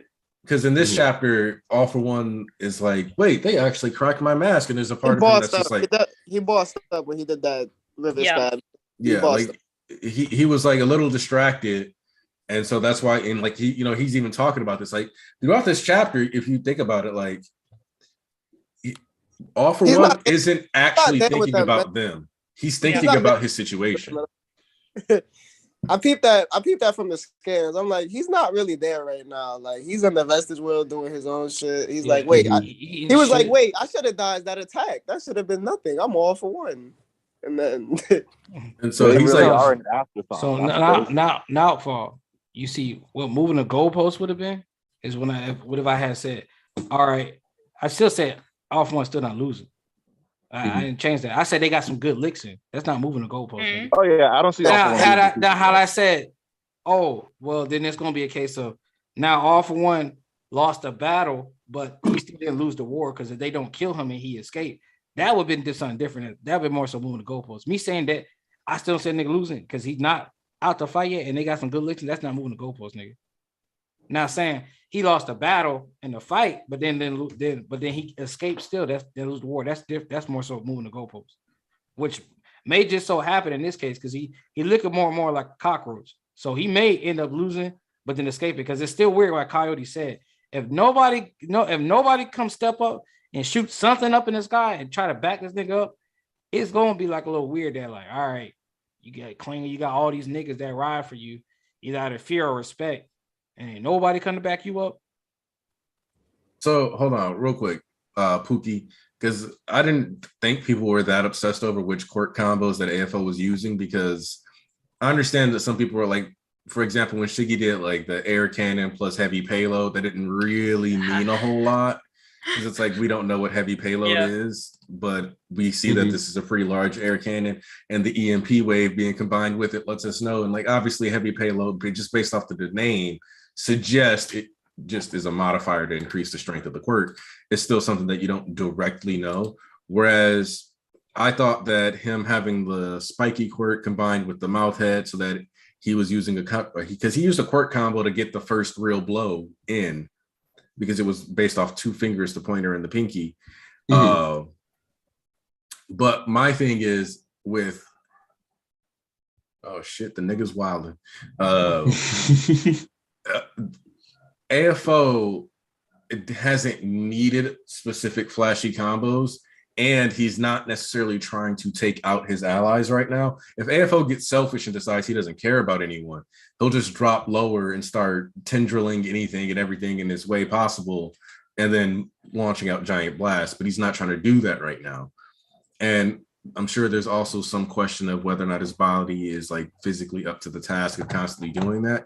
And big moves do create openings for you where, you know, if you do this big destructive blast and all this dirt's in the way, all of a sudden there's a chance somebody like Hawks is going to still kind of be able to sense where you're located, speed around, and still get that damage in on you. And you don't necessarily need that. With the idea of All For One actually losing here, though, because, you know, I see Notefall talking about like AFO being turned to ash. I don't want to give really, how do I put this? It feels a little naive in the case of All For One to assume that the round is already finished. Because while I've been fine with him only using like 6 or 7 quirks throughout this fight, which we've gone like, which actually, no, he's used actually like 8 quirks this fight already. So while, you know, we got like 8 quirks in or whatever, but I do think that he has way more in up his sleeve. And if this is gonna, like, now that we're at this broken mask state, he's gonna want to get out more, which means that he's going to be more willing to bust out the giant arm that he used on All Might, maybe try to drop like just a bunch more giant creature modifications, stuff like that. We're gonna see some bigger attacks, I think, coming out of All For One really soon, likely one of those giant monster heads getting combined with an air cannon to create a bigger attack than what we saw with Shigaraki. Something like that. Maybe even aimed at the ground so that they create so much destruction and dust that he can actually escape. I could see him trying to create that distraction, and he may even try to fly away manually. Because that's one of the things too, is like with UA being a flying fortress, I could see All For One opting for running away from combat now that he's been injured, because he's not afraid to, you know, All For One's not afraid to run away.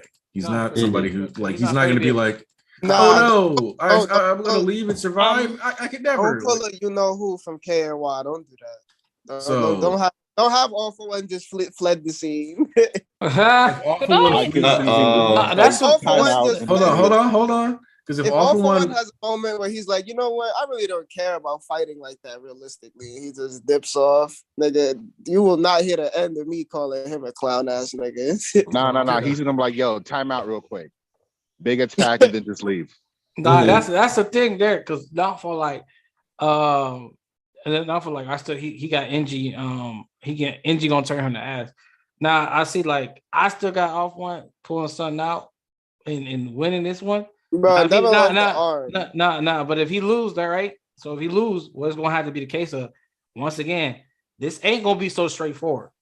It's gonna be a monkey wrench in. Like, so even if he lose, right, it's just gonna be a monkey wrench that get this nigga out of jail. Like, I'm trying to tell you, like, I really think Horror Coach is waiting to pull that shit this last set, because like this nigga got no backup at all. It's not like they can equate for, we're gonna place Off One with a bunch of niggas that can't fly or do anything.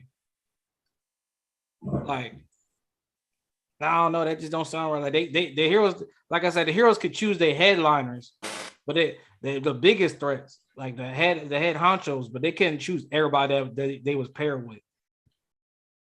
They wasn't gonna be like, oh, they gonna have this person in a normal with them, and this person this that, and like, nah, that wasn't how it was gonna work. So look, the reason why I say this though is that people were talking about that convergence, right?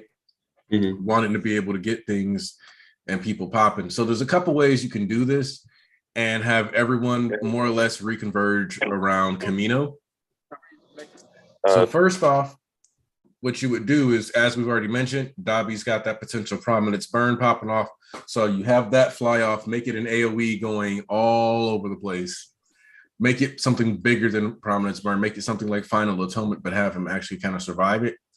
And so you got buildings melting, all this other stuff. UA Fortress is mid-flight. It changes direction, starts heading towards Camino. You have Deku mid-flight all the way on his way there. And then you have All For One dip out of this fight. And, like Hawks, Tokoyami, Endeavor, if he can still fly, chasing, like going after it, and have everybody reconvene at Camino, if that's what you want to do. But then on top of that, you'd have UA eventually fall over the battlefield that, is basically the wasteland Dobby created, if you really want to go that route. But that's a bit convoluted. But that could lead to, if Dobby is supposed to be like dying this arc or anything like that, and you want that satisfaction, getting Dobby to interact with NG again, that's probably the only way that that's going to happen. Outside of either Kurogiri or for some reason Monoma deciding to teleport these people near each other. Oh, Kurogiri has his reason, but I'm going to address this now with Kurogiri, because that's little keep saying about Kurogiri that I'm going to help. That's not Shirokuma anymore. As I already said, hey, I've been trying for fucking months ever since that one time, and we didn't get shit out of that nigga. So like a whole Shirokuma thing, like it may come back a second, but it's not gonna be like, I'm no longer Kurogiri, I am now Shirokuma, and I shall help the heroes. No, like I've always been trying for months, bro. Ever since that thing, he literally confirmed it. Canonically said, yo, I tried, but after that one time, months ago, shit didn't happen. I've been trying every goddamn day. Nothing has worked. We can't bring Shirokuma back. So they got that one lucky chance, and I don't think it's gonna happen again. It could have like a slight chance.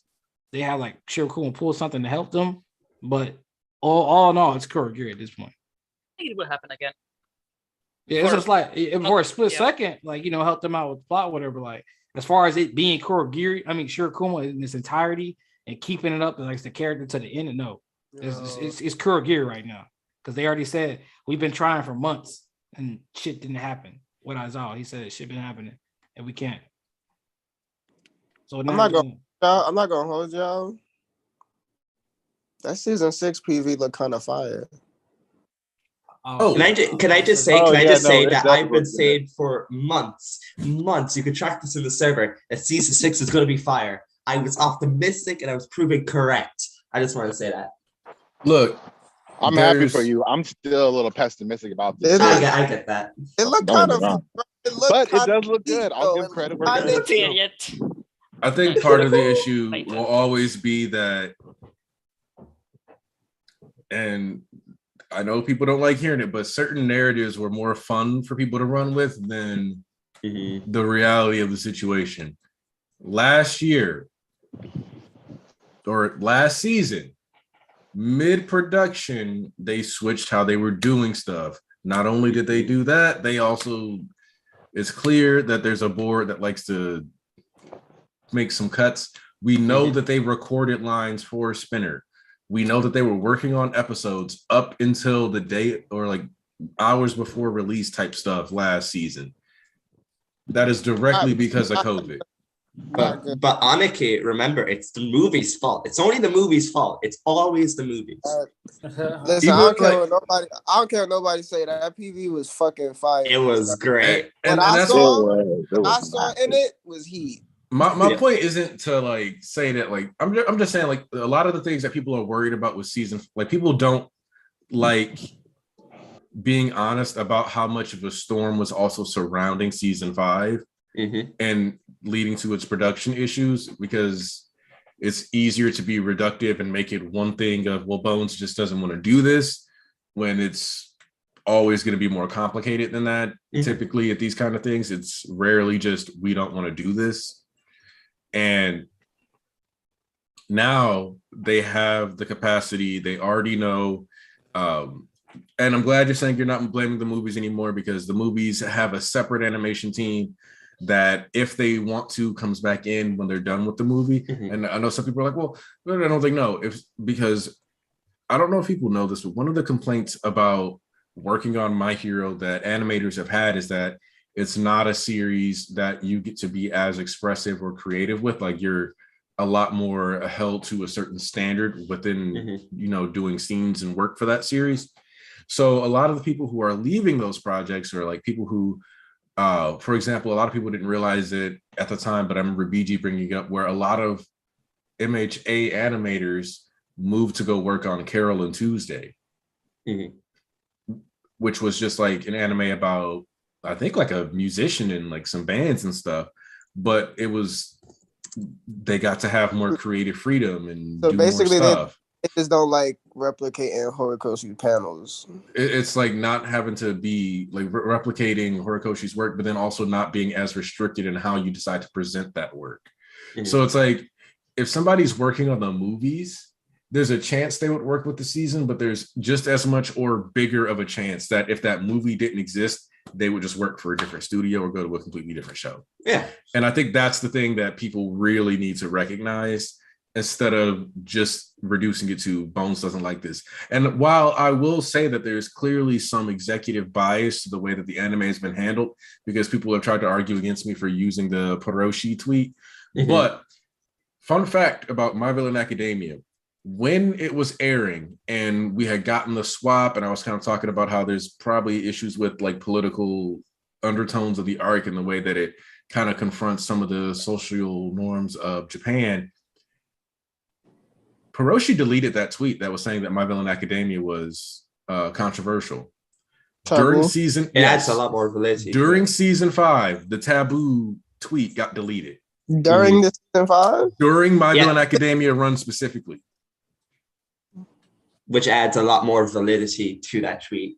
So me saying that the executives probably had more to do with it and production issues is far more likely than Bones just having an agenda based on what I just told you. Am I wrong?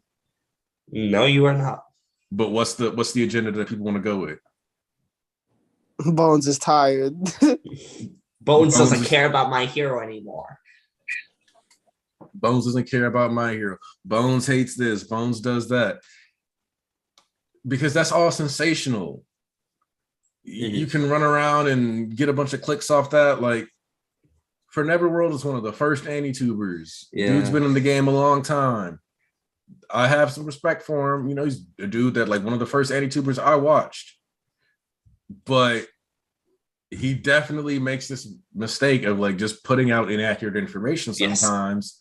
And sometimes he stands on it in a way that he just should not do. And that's just something that kind of comes with this territory of, like, you don't want to acknowledge, like, and people who are saying Bones is washed are going to be really shook when Mob Psycho season 3 comes back. Thanks. Because Mob is an example of a series that they clearly have a lot more creative control over, and that's partially because it's one's series being adapted. The hell they want. So because, like, Mob is over animated. Honestly, If y'all read the manga for Mob, it is not that pretty. It is. It's horrific at times. I wouldn't say horrific. It got its own style, but no, it does. By Odin's fade, whatever do you mean, brother? Man said that shit trash. Damn. I mean, compared to the anime, I agree with Anime. Compared to the it anime, is over animated. Literally night and day, but in the anime, Yes. they do so much extra that they don't have to. But I like, because like I also just mean that, like, think about it. You get scenes where like Reagan's like, let me just, and it's like it maintains the like silly like art style, but still makes sure to have like the hair actually like tussling between his fingers and stuff. So it's like Bones is horny for Reagan. He is not that. He is not that sexy in the manga. He is not that sexy. I think Anik is right that like My Hero is so 1-to-1 with the animation that like even like most of the best shots, especially when you look at World Hero Mission, are like moments where the animators can go off and be more expressive. That's why I really like the One Piece anime right now with the Chapter 1000 adaptation because it did its own thing. It didn't follow the One Piece kind of formulaic strategy with the anime, if that makes sense. Yeah. No, like Wano's anime. Okay. You know what? We got Tyler in here, so we got at least 3 people current on One Piece, and we got Says in here, so that's 4 of us. Not the newest chapter, but you got a nigga. I read the news. Oh, East. Wait, you actually got caught up? Yeah. Are you caught up? Yeah. Yeah, I ain't seen my whole read through on Twitter. No, actually. No. Yeah, shows how much y'all be paying attention. Nah, he's doing that thing where he trolling. He's doing that thing where he say he did some shit he ain't do. Oh, damn. What? Wow. Please tell me that was the case, Easton, that I just caught you trolling again. All I'm saying is red nose. Yeah. Okay. This is so. I just opened the newest chapter and. Look. Okay. Look, that shit made me laugh. I'm sorry. Yeah, the bounties make me laugh. I think it's the only thing I saw so far. I'm gonna say this. What happened with Buggy is I told my buddy Jared at work, like, this happened with Buggy. And he was like, I kid you not, he paused and then went, oh, that makes sense. That's how Oda writes, yeah. Isn't what's the volume? Is it volume 25? Yep. 24, yeah, 25. It legit like foreshadowed this. What are we talking about? Which part? Okay, Says, I'm gonna just send you the last page of the chapter because a lot of the chapter. No, I have the picture. I chapter open. I can just scroll down. Oh, just go to the last page. Last page. Because this chapter, like, yeah, there's some stuff in it, but it's not that crazy. Like, well, no, there are some things I took away from this chapter regarding CP0. Yeah. Oh yeah. Like certain freedom and stuff is clearly. Yeah, okay, that's weird. That's weird, especially since. Like just before, the only thing I saw so far were the bounties, and why would they give them the same bounties? But then, Okay, so here's my stance on the Buggy thing. It makes sense. He was a warlord. Why was he a warlord though? Because he had all that clout off of mouthing off to Shanks, mouthing off to Whitebeard. So he had like all this clout and all these impel down prisoners basically submitting themselves to him. So he's got some of the most dangerous criminals. He had an entire mercenary organization. And one of the most important things, he's a weapons dealer. He sells weapons.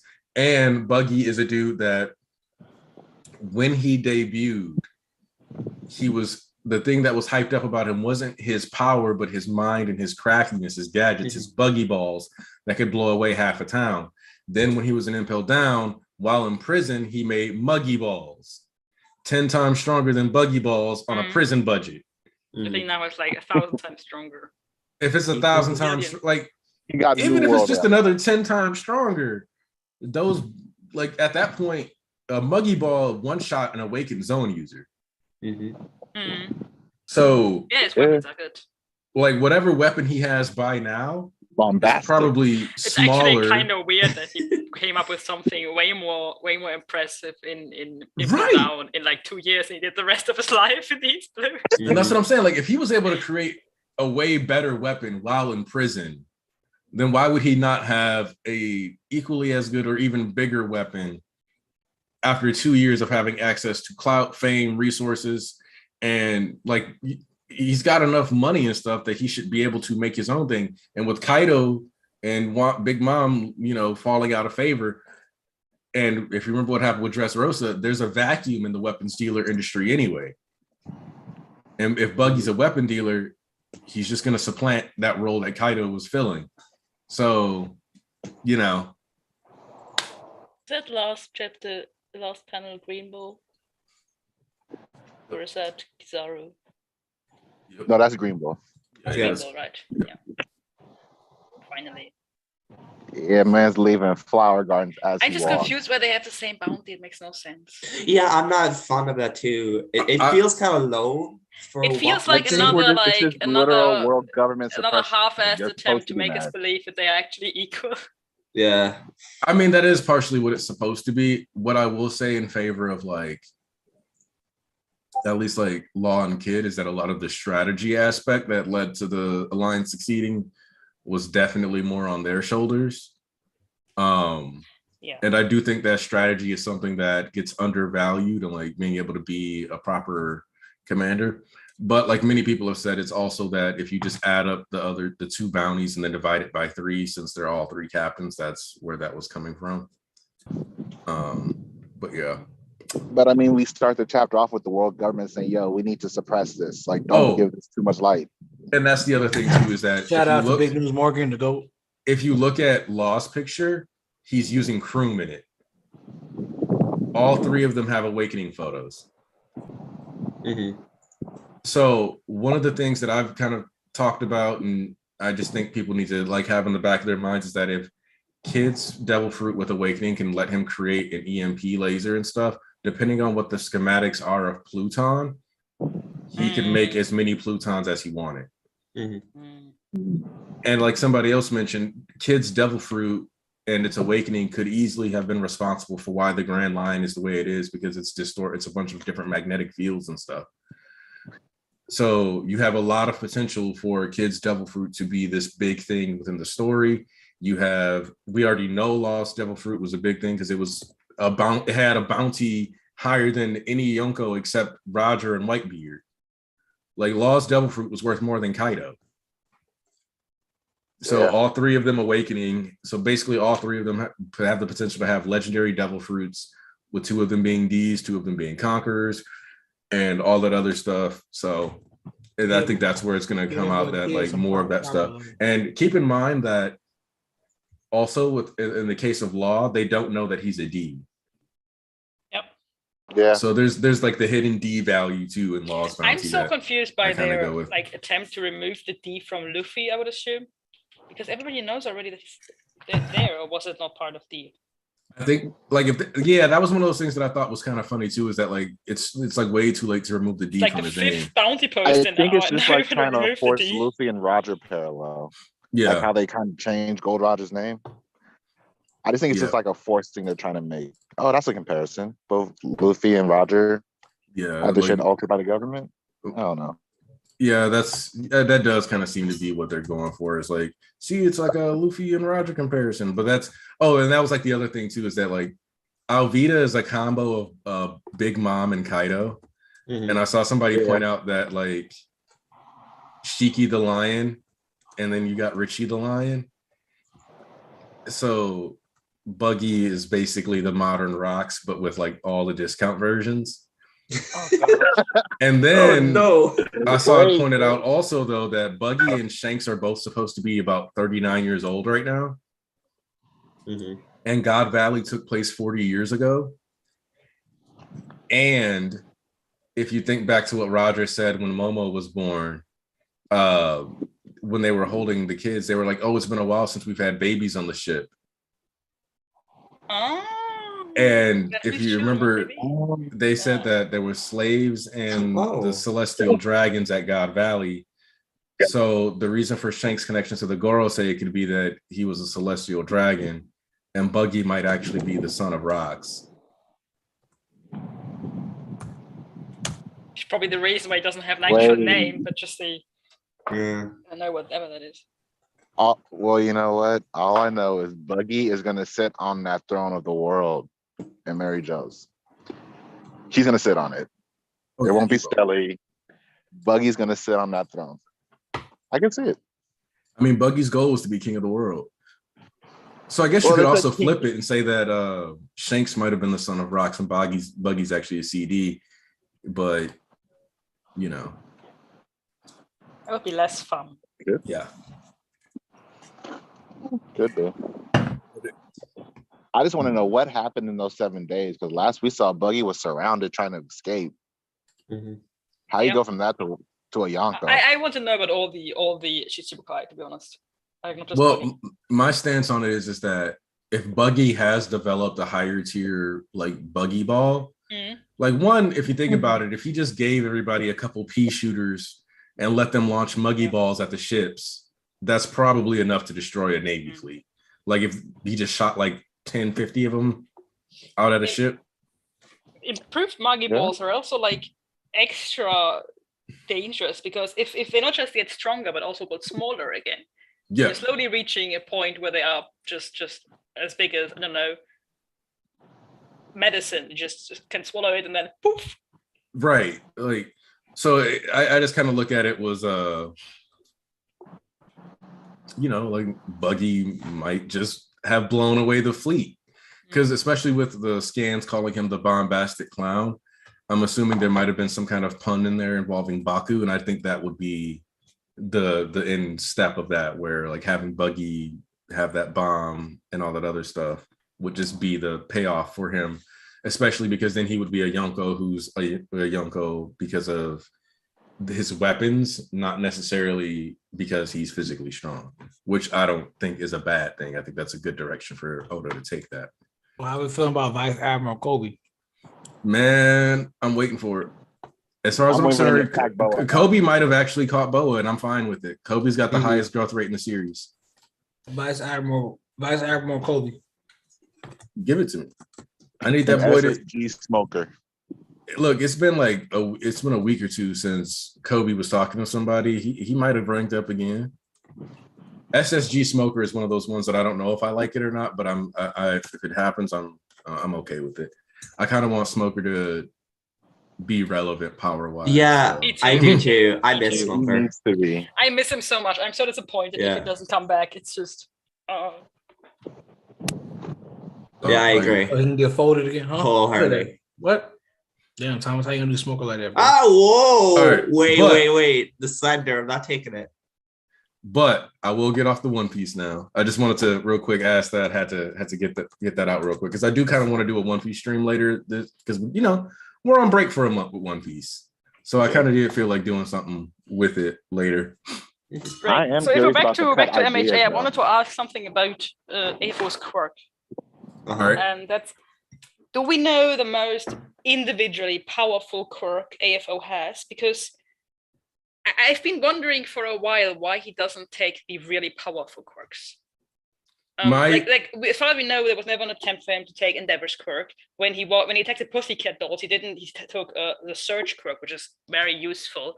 But ultimately, I think what's her name? Is it Ragdoll?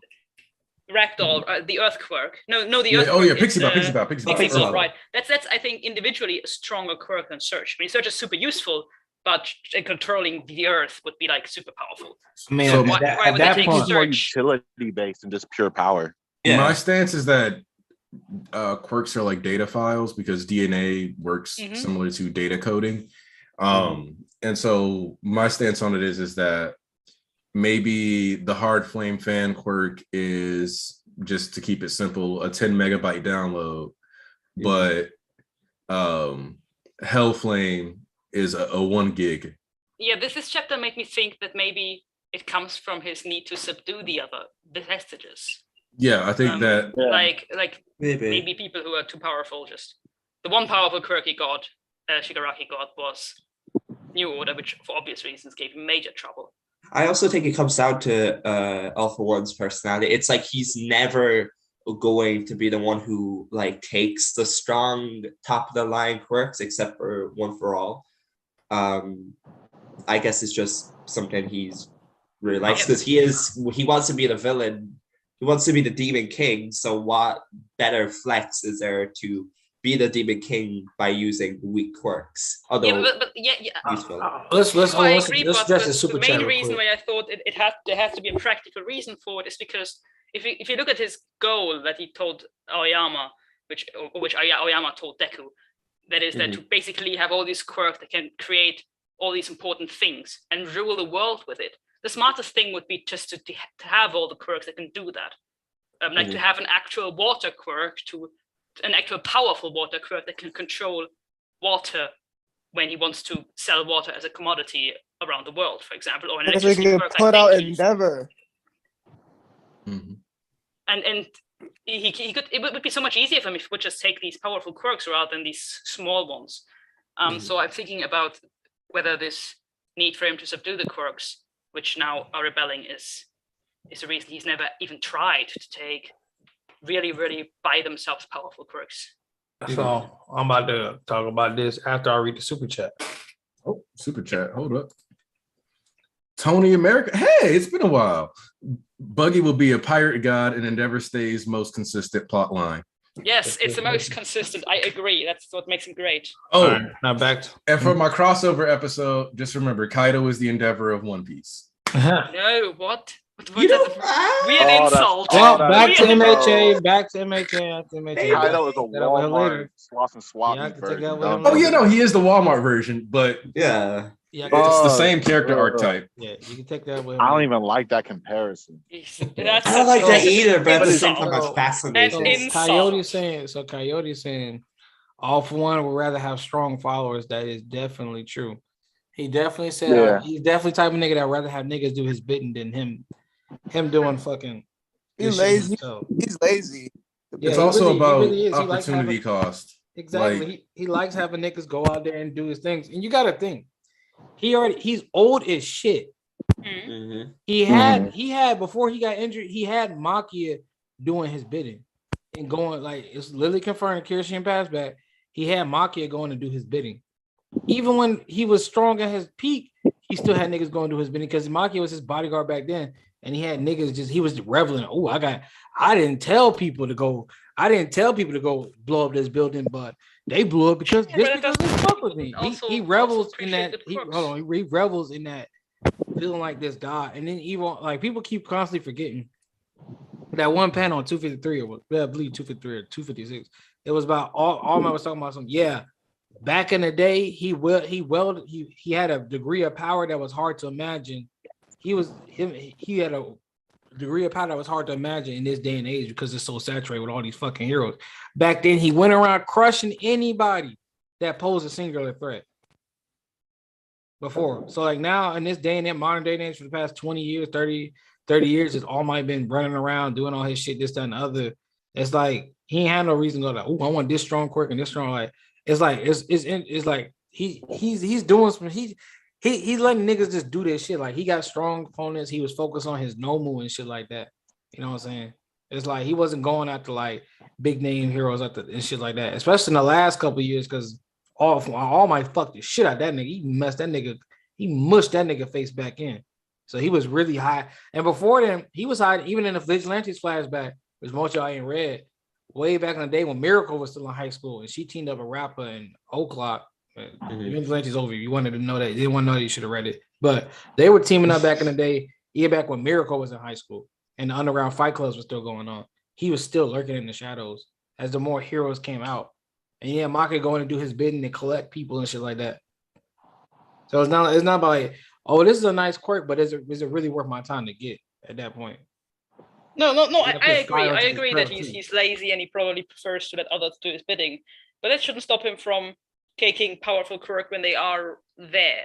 But to give an example, name powerful quirks and don't name NG because NG we are. No, but for example, as I said, for example, Pixie Pop, like they actually attacked the Pussycats. They actually adopted somebody from the Pussycats who had a quirk that I assume is particular enough that it was chosen particularly to take this quirk back. search. Why not take Pixie Up, which is a way more powerful quirk by itself in terms of destructive power and fighting wise? That's the thing. He don't even need any more powerful quirks for like fighting. He's got all the old. See all the quirks he's been using in this fight. None of those are new quirks. Of course, he's stacking them up together. But imagine he stacked up together like Inasa's quirk and Endeavor's quirk. That would be way better than whatever 7 quirks he's took together. Don't use any. Hold on. Because says it's more utility based. Hold on. One, yes, AFO tends to go for utility quirks. 2, he tends to go for quirks that can easily combo into other quirks. 3, this is something that's worth noting, and it's easy to kind of blink and miss it because it's not said together. But you remember the quirk singularity doomsday theory specifically is one that All for One was aware of, sought out the scientists, and they started discussing the overcomplication of quirks, or the quirks exceeding the capability of the current generation's hardware. So we got to look at All for One not as quite like a Turing machine, but maybe like a 1995 IBM tower. Like you can still put some like upgrades and stuff in the hardware to a certain degree because you can switch out computer components, but ultimately that case and some of the other aspects of the frame are there to stay, and they're only going to have so much capacity. So when they talked about like All for One specifically said quirk singularity theory and it getting too complicated was especially interesting to me as someone who could deal with quirks and them going beyond the limits. Now, they talked about how they started noticing issues in the 4th generation specifically. Endeavor himself looks at himself as a person whose quirk is a little too much for them, who hurts himself, which is why he says to like, so you're like us to Deku, meaning that once you get around to NG's level of quirks, there starts being more, or era of quirks, there's a lot more backlash, or it's a lot more common for there to be backlash, which basically means that once you get to Gen 3 or 4 for quirks, it's no longer like that backwards compatible. It's kind of like how Pokemon Soul Silver and Heart Gold had to be made because Pokemon Silver and Gold weren't compatible with Diamond and Pearl, even if you could move games from Pokemon Ruby, Sapphire, and Emerald forward. Agreed. That one work? Yeah, that works. Especially that would mean again that there is an actual practical reason, which again is a practical reason why he's not taking these super powerful quirks that kind of. Good. That's just what I want to clear up, because there's always like when they prepared the fight, there was always this fear that he might be stealing the quirks. But if we could agree that he's not trying to get their quirks. I mean, you could just take it and just keep it, just like, all right, now you powerless. Now I'm just gonna kill you after this because it makes it easier. It's like if we're fighting with swords and I basically cut your damn hand off. Now I got no reason to worry about you, and it's gonna be much easier to kill you. So like, and like especially if we tied, and like, all right, if we tied or you got a slight edge, I'm gonna make sure I take away your edge, would be cutting off your damn hand so you can't use your sword because we based on the same level. So you do think that he's trying to take you down. But in the cases like Coyote, a lot of people in free vigilance. That's why whenever All for One got powerful quirks, he gave to test subjects. He gave 6 o'clock, which is a powerful ass quirk. But the drawbacks to that definitely are some crazy shit, because like you got to be able to keep your brain power up with that shit. So I asked you to name actual quirks he would actually take or just like that. So let's go through the list. That S little drop, which is why basically majorities won't work. Ryuku, she turns to a fucking giant dragon. Like that's not really his style. His speed. That's not Ed shot. He trained the fuck out his quirk. That's not that useful for him. That's not All for One. Lily before at Camino in a blink of an eye bodied everybody. So he don't need Ed shot quirk because he could. He's not going to take. Same with Stupid Genius. Then Mario's quirk that don't count either because that nigga. The shit he got All for One on it, that's just doing too much. He don't want to be jumping around like he an old ass nigga. Bro, he don't need no quirk that requires too much training. Exactly. Yeah. He got like, bro, he's been alive for 100 some years. I agree with that. I mean, he already said it to Vestige that essentially there are quirks I was which are about to just say. too complicated for him.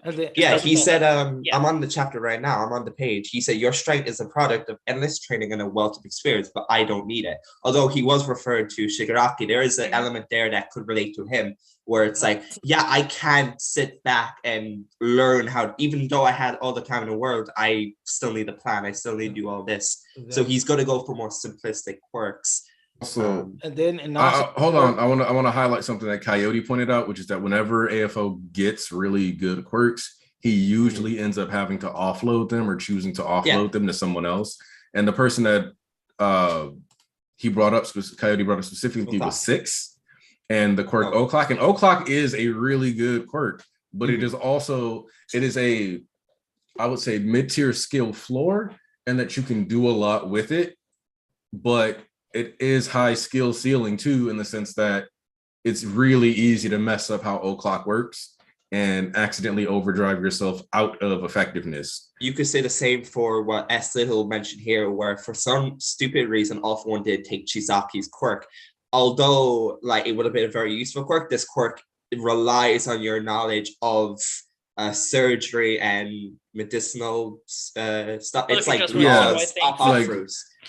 Overhaul is basically the Opie no Mi of of My Hero. And I'll even also add on to it that through the context of which All For One and Overhaul were interacting, it would not have been appropriate to steal his quirk. This is one of those things that like it kind of really weird to me. I agree. Like no, honestly, this whole Overhaul thing is people making a much bigger deal than it needs to be, because it's not like this is some big gaping plot hole in that.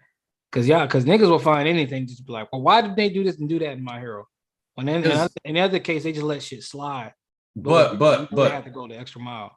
With Overhaul, I want to like zero in on that real quick, because dude, he was talking to Nagant like, yeah, the hero system uses people and throws them away, like talking to them like he was going to change the world for the better and that there's a disillusionment. So if he takes Overhaul's quirk in front of Nagant while talking this talk, like he's doing the same thing.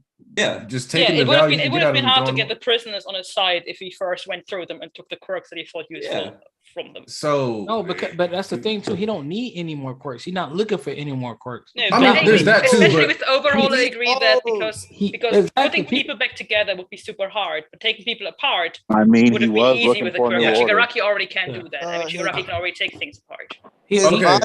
His body cannot keep up with new quirks. He's old. He's dusty. You got what Tanisha said in the chat, which is like, so he's lazy. Yeah, also true. He's lazy. Because like when we talk about those data files, I'm gonna be honest with you. I don't think Fiber Master is one of those big data files. No, like Hellflame. Yeah, I agree. Yeah, like so. And then what you followed it up with was he wants to just go pew pew and use his powers without having a thing, and like just be the ultimate living beat stick. And I'm like, that's to a certain degree. That's also I think a byproduct of how badly All Might beat his ass. Because if you think about it, he had all these quirks that allowed him to be strategic, and I think he was willing to take a chance with New Order, because if he had gotten New Order, to a certain degree, you can argue he might have even been able to modify his body using New Order to make it more compatible with newer quirks. Yeah. Which in the process might have allowed him to like double dip and get redundant with, and overall raise the potential of New Order too in the process. Yeah, he definitely would have had like a constant rule on at all times. Yeah, absolutely. Yeah, but that's why it was a gamble. So that's what I want to talk about. I wanted to just make clear that we agree that he's looking for quirks that aren't particularly powerful, aren't particularly complicated, and are useful to him in whatever way. So he's probably not at the moment trying to steal quirks. He might do it if he has no other way to defeat them, but I don't think he's currently acting like, let's get out there. No, he should not. For example, that's what I was thinking about, Sayus. I was like, honestly, like, even if he doesn't want to actually use their quirk, he could just take it and just render them immobile. So, I mean, yes, he could do that. I just pass off to someone else. And that's what he tried to do with New Order, if you remember. He was like, oh shit, wait, this is kind of fucking me up. And it was like, nope, too late. Mm-hmm. So it's not like he doesn't try to offload them, and like it's just he's at a point where he can only use certain quirks, he can only fight certain way. Yeah, I wish he was the type of villain like to really get like underhanded with the shit. Like I wish he like imagine if he did some crazy shit, like he took Endeavor's quirk and Hawks' quirk and he switched them. He was like, have fun. Oh my like, god. That should be fucking That would be kind of I would kind of love bad that. though, because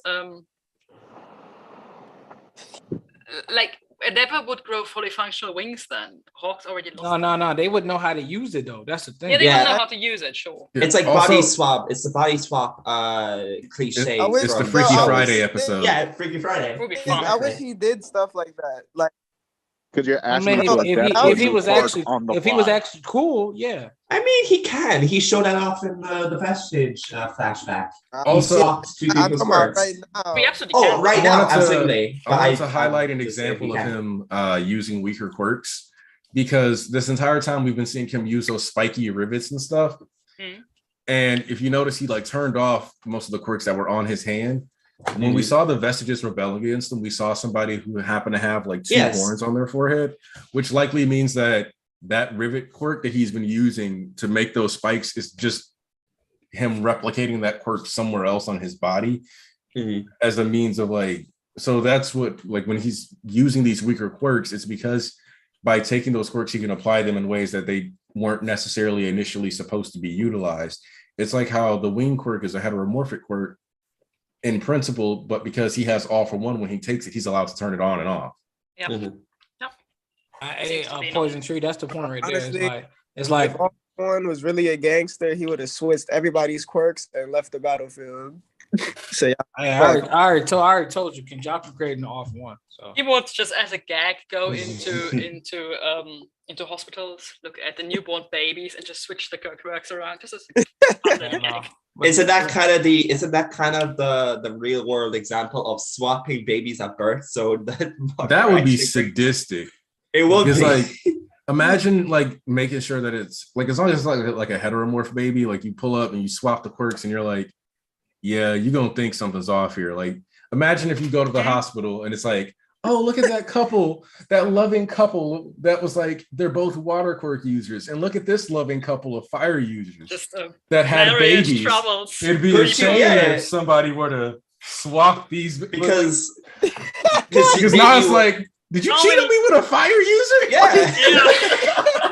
I need Jerry Springer in my hero. So that would be great. The doctor basically, as a headcanon, he does that.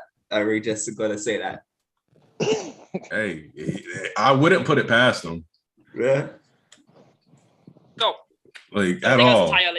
Yeah, imagine Ayama wasn't born quirkless. He just took his shit. I'm gonna need this family in my back pocket. Yeah, Ujiko just I would not be as a hobby looks at the parents of the newborn kids in his hospital, decides which quirks might be useful. Like, don't even know yet because that hasn't been shown, but just on a hunch, you take them. This combination could be interesting. So Ayama lost his original quirk, and then later down the line, he got a shitty quirk that Listen, you know what that would do? That would make the Ujiko took Deku quirk canon. Yes, just not it Deku. would. It's not Deku. Exactly. Oh Lord, Shola, it's not like that. Hawks will be bricked you. Oh, he'd be bricked up by. Oh Lord, it's a wholesome dynamic, y'all. It is. No, really? That's his senpai. If Hawks and ever switched quirks, and Hawks would immediately die. His body is not fit for them flames. Hawks would finally realize what early days Deku went through. Hawks Endeavor, man. If they had to swap quirks, I feel like Endeavor would be able to adjust better than Hawks, though. No, Hawks gonna fucking burn himself alive. Yeah, Hawks will die. Yeah, I think Hawks would. Hawks either dies or he falls to his death. I mean, he has no resistance to flames. So if his quirk is swapped, I don't think his body won't adapt that fast. It would take years. It won't adapt at all. He'd literally be worse than Dobby. I would assume he would get the resistance too. No. Wouldn't the resistance take time? the resistance wasn't coming time. He wasn't burn himself. Why not? They're just you can't switch there. His body would have to adapt to having that quirk at all. He wouldn't last that long. He literally be on some Dobby shit. Like he would be burning himself. His resistance won't come immediately completely because I assume that an NG trained some of it to better endure. But I mean, at least some of it would come immediately, right? But look at Ayama. Resistance is even there. Exactly. Ayama got his shit placed. Ayama got his shit placed. He's still shitting himself sometimes. Yeah, I'm gonna just say this. If All For One was out here moving like that, and y'all called him the greatest villain of all time, I might let it slide, but he's not moving like that. He isn't. Give it time. He might. There could be so much stuff he could do with his quirk, but he's not. He just wants world domination. CFO. Y'all gonna put some respect on CFO. Cockroach for one. Cockroach for one. Cockroach for one. Oh. So another thing entirely. Endeavor is a victim of hero society. Nigga, what? What? No. Wait. You gotta chill. Saya said, I'm here to start a dialogue. Like, this is not an excuse. This is not an excuse. But really want to start let's not act like his stuff didn't start because of hero society. If y'all really want to say I'm all for a church of NG. I'm all for it, but I can't get on with that message. Listen. If y'all really want to start dialogue, you'll say he a victim. I ain't gonna hold you. Is NG a victim?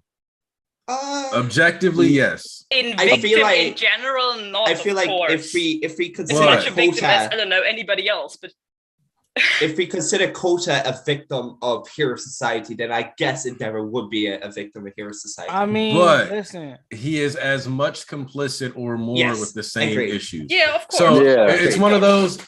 You can acknowledge that Endeavor. We're not going to do that thing that people I'm excusing him. I'm just saying that it started out because of hero society.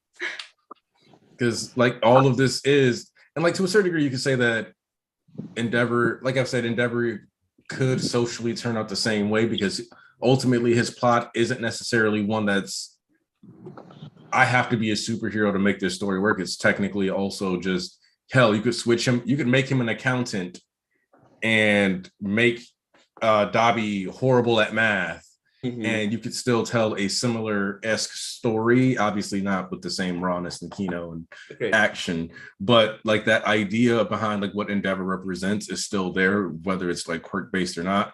But because he does live in a quirk society and because he is conditioned to be a hero and because his parents were seemingly murdered by villains, he is objectively a victim of hero society, and there's no way. Yeah, and because after that he looked at the biggest hero there was and realized this is the way I have to be because I don't want to end up like my dad as some loser who dies saving some girl.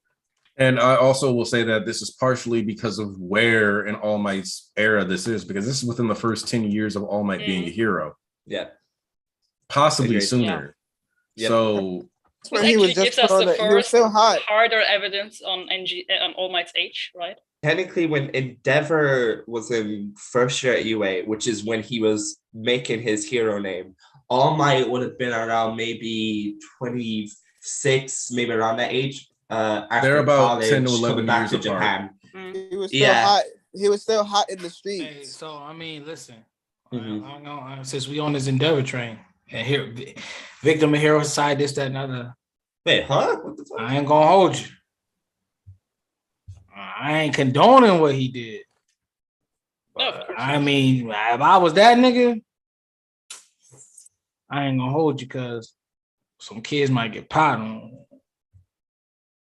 I ain't saying I hit my kids like Endeavor, but oh my goodness. Where you go? I'm just saying where are we going? he kind of had a point. You know what I'm saying? I ain't saying I What condone points? it.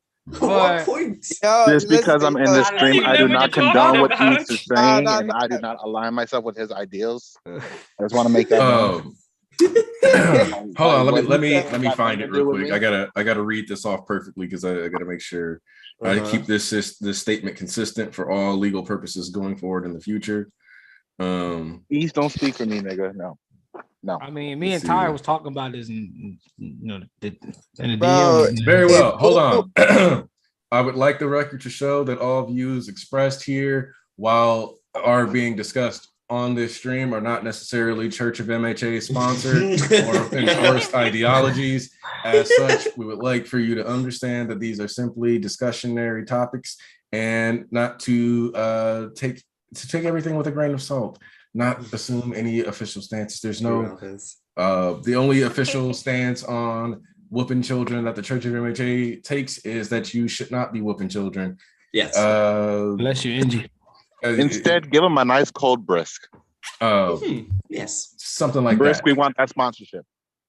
I'm kind of concerned how many butts there came after you should not be whooping children.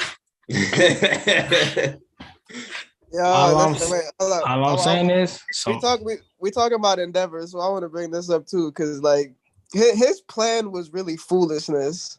I always want to say this because like, so All Might is 10 years older than him.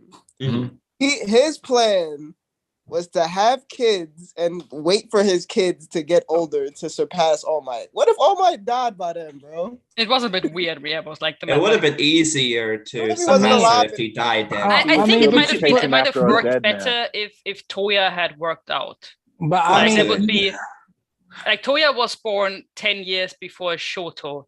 Maybe that would work out time-wise.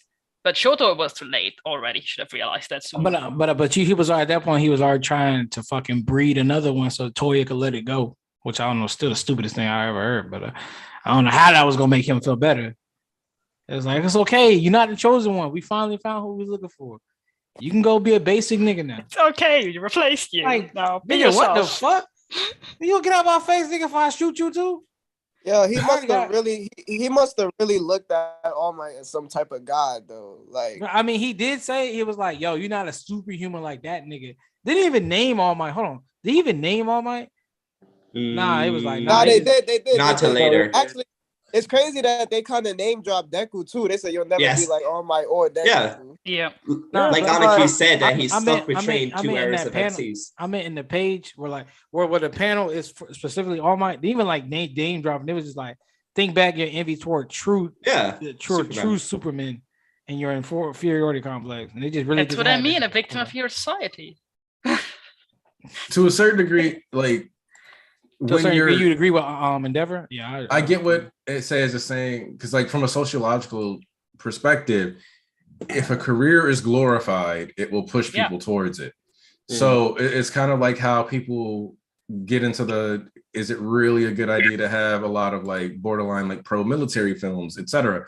And so it's the same concept applied here, where if you grow up in a society, and I've said this about Toya, where I said, even if Enji had not put that in Toya's head, he still probably would have gone the same way, just because he would have been at school like, hey guys, how's it going? And they would have been like, hey, you're the son of the number 2 hero. You're going to be a hero, right? You're going to do the same job as your father he's like, does. well, actually, I was going to play basketball. And he's like, so you're going to be a hero, right? No, like my dad and I, we hoop. Like Endeavor could be at every game like, yeah, son, way to go, shoot that 3. And everybody's takeaway would be, why is this nigga shooting 3s instead of shooting villains? But that would have been everybody would before the game would be, and who is in the ranks? Look, we have Endeavor in the audience, number 2 hero. Give applause.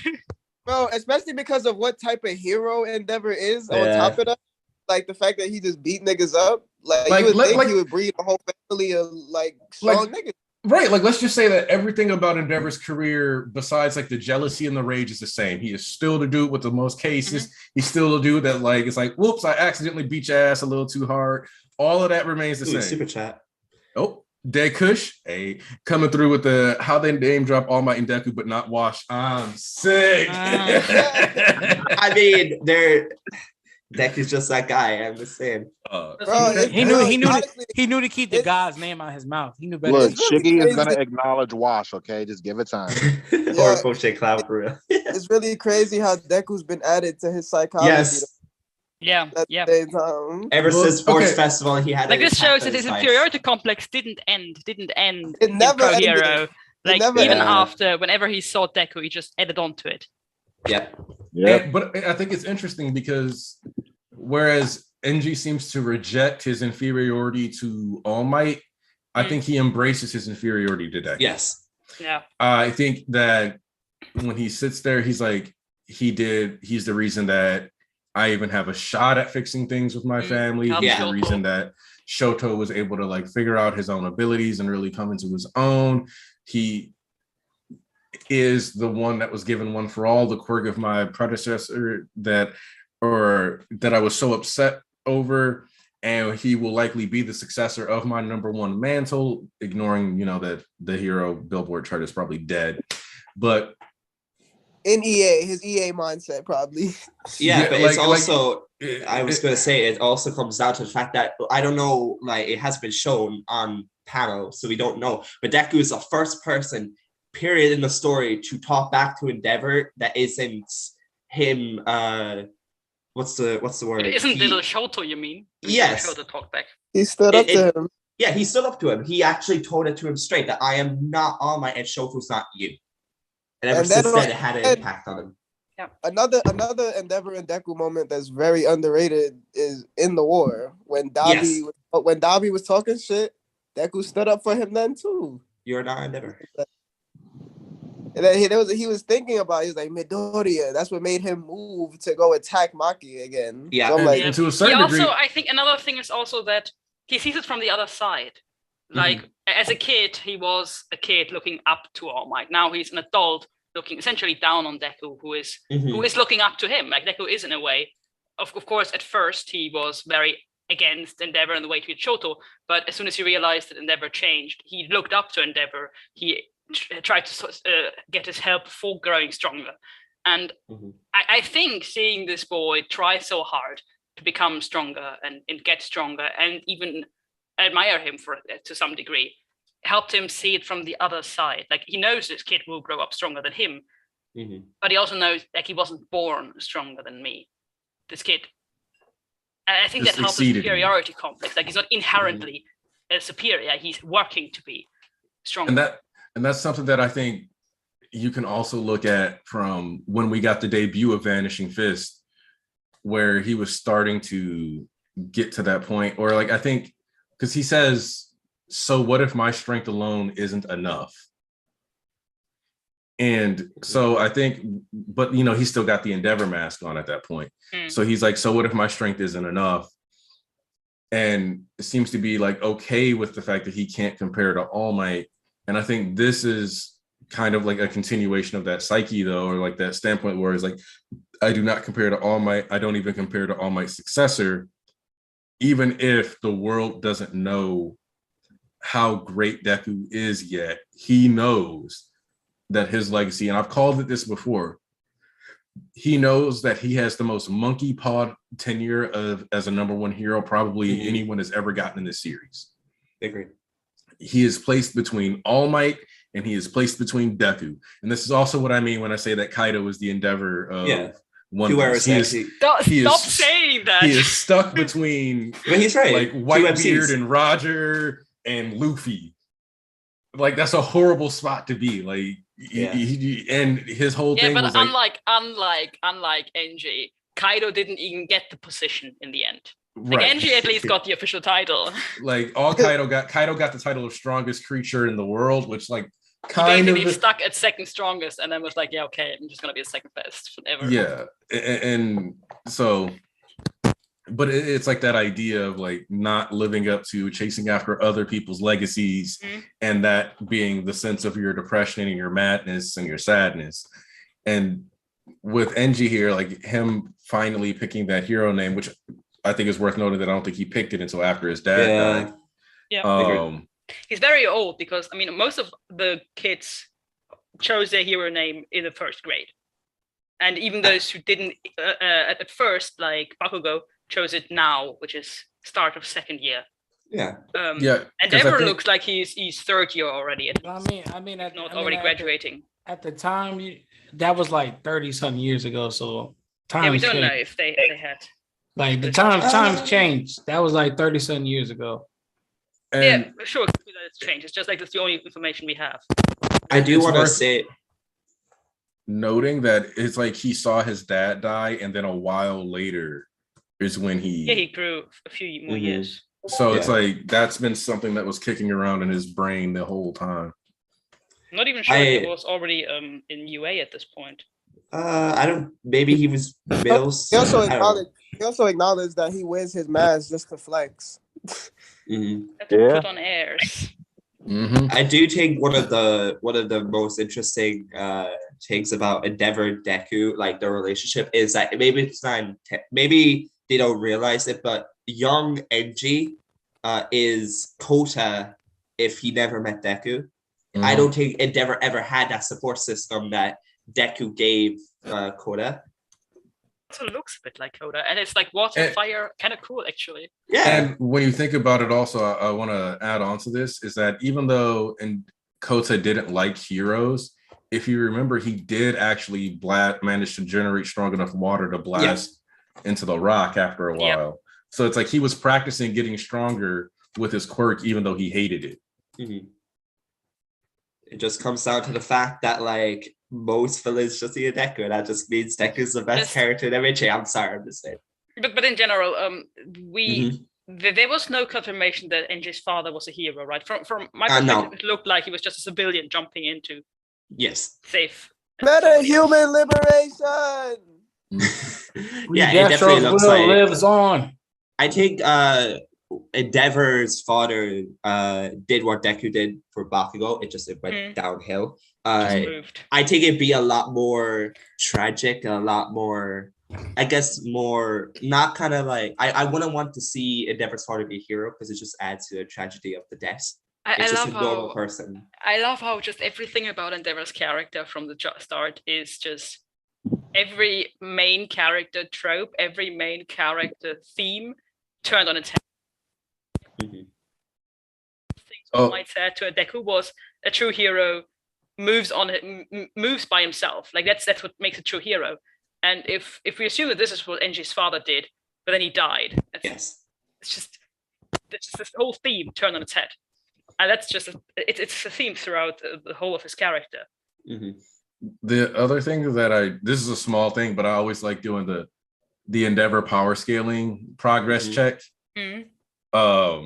Being able to fly here, even though we don't like directly see much of his feet, he's now just like at that point where he can kind of chill, have the fire off on his arm because he lets the like fire fist that he made extinguish and then is relighting it. Yeah. So it's like, no, like he's really getting consistent with that flight manipulation, which is what the only thing he's gonna be able to do by the end of this fight is looking like. So is occasionally burst himself and fly places. But that was also what allowed him to like finish off the Nomu, which I guess another question I'll ask you guys then is, are you expecting Endeavor to lose any more limbs? I think this is it. Maybe a leg. No, I think this is it. Anybody else, Hawk's gonna lose something else, but Enji good. I know one thing. I don't want Endeavor to survive end of series in a wheelchair. So if he does lose more limbs, it better just be that other hand. I don't want to see my boy in a wheelchair. That'd be too much for me. So Endeavor's just going to be using flame kicks. No, I think by the end of this story, the wheelchair. The wheelchair? He says his mic cut out. If he's actually coherent after the story. So says you think that he might just kind of end up a bit of a drooling vegetable? He might not necessarily that, but the thing is, I think. Damn. She's coming out. Have a stroke. Hold on. Says, I said in and out. Not necessarily that, I think, and then you cut out. Yeah. I think she said this on. I've been headcanoning for a long time that he might have a stroke due to overheating at some point. And if he does have a stroke, ending in a wheelchair is not the worst scenario. Him having a stroke would be kind of crazy. Like if Endeavor goes, it would also be very. When he saw Dobby, it would be very Endeavor. It would be very Endeavor because, of course, this guy had high blood pressure. Let's be honest. Of course he's got high blood pressure. He already is susceptible to heat stroke because of his quirk. Yeah. Him having a stroke and being like permanently disabled. I don't like I said, I expect Endeavor to lose everything. And that's why, like, when people say that they don't want him to like get to have his family or anything like that, I'm like, well, he's going to keep suffering and he's always suffering in some way. So if he loses his limb, loses his eyesight or something like that, and loses an arm, or loses another leg, can't be a hero anymore, but finally gets to start to have a relationship with his family. Yeah, I don't feel like that's an over rewarding system, or that's one where the scene I want in the end. That's where I want to end him.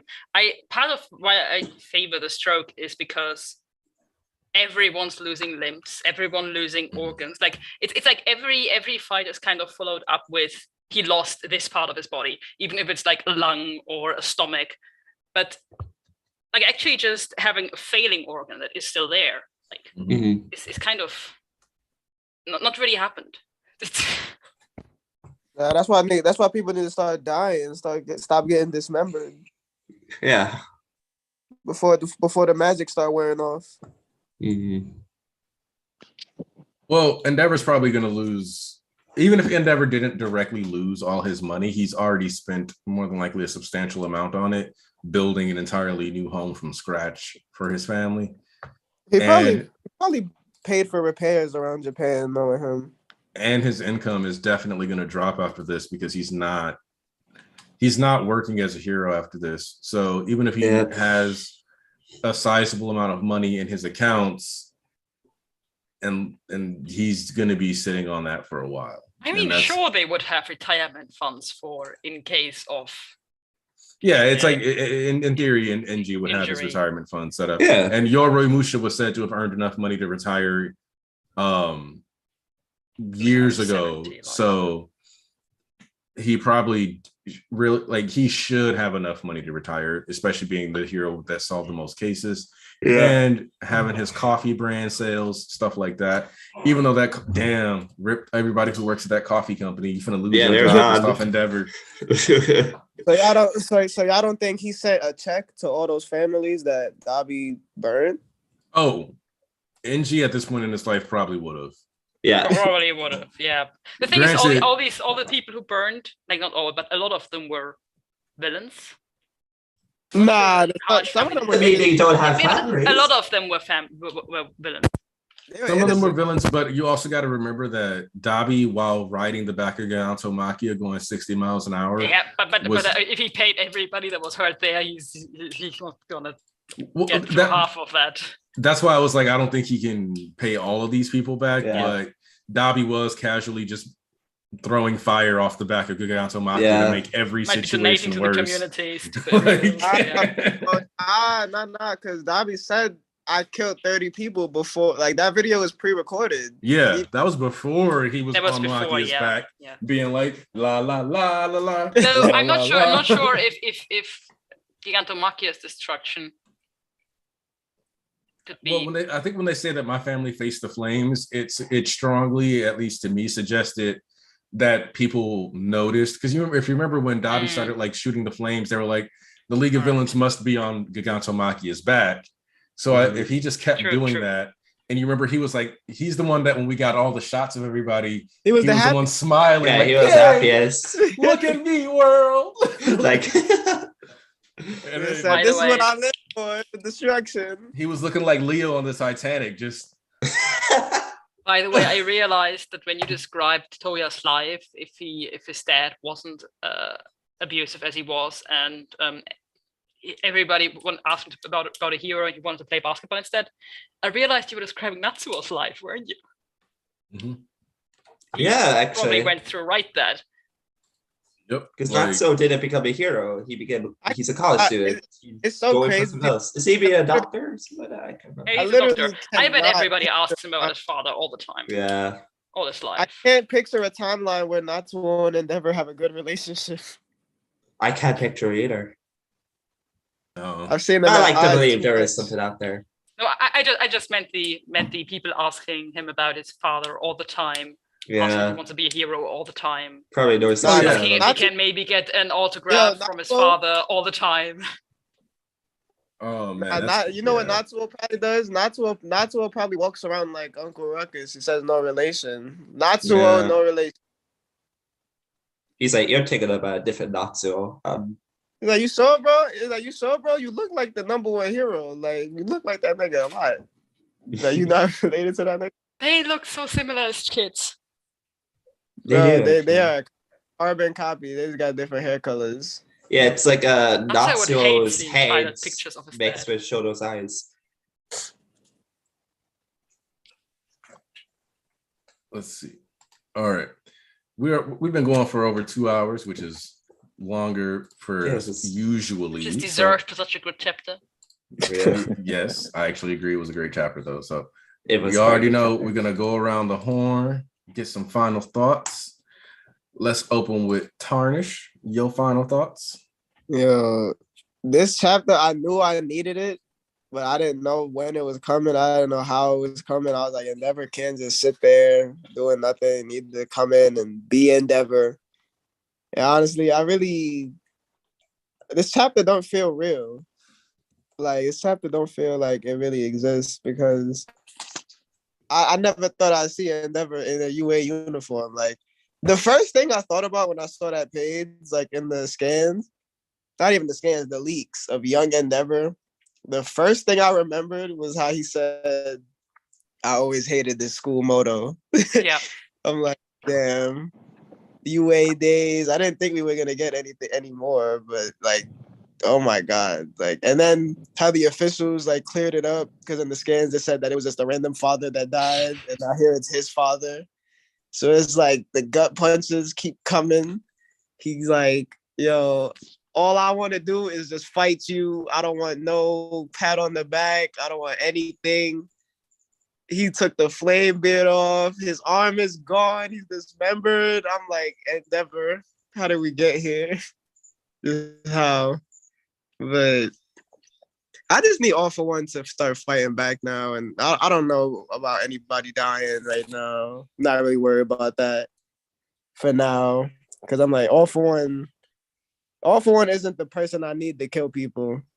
Honestly, I'd rather see All For One do more sneaky, slimy shit that just makes me laugh than him like be a badass. Because he's like, I'm just sick of him. But nah, the art this chapter too, like this, I thought I was reading a bi-weekly manga. Like the faces of Endeavor were a little bit better than usual. Compared to that goofy face we had last time, like of him like gasping for air, and then you look at the last panel of this chapter, you like, you're the same guy? This is the same dude? No, that was Endeavor. This is NG. Nah, right? Yeah, NG. This is NG in a hero costume. Endeavor to me, like Endeavor the hero to me died in 300 when he said it. He was like, Endeavor's dead before his family came in and cheered him up. So from that point on, he's really just been NG in a hero costume, just beating niggas' asses. Like he angry at himself, he's just angry at everybody right now. Like he just got a lot of anger that he need to let out.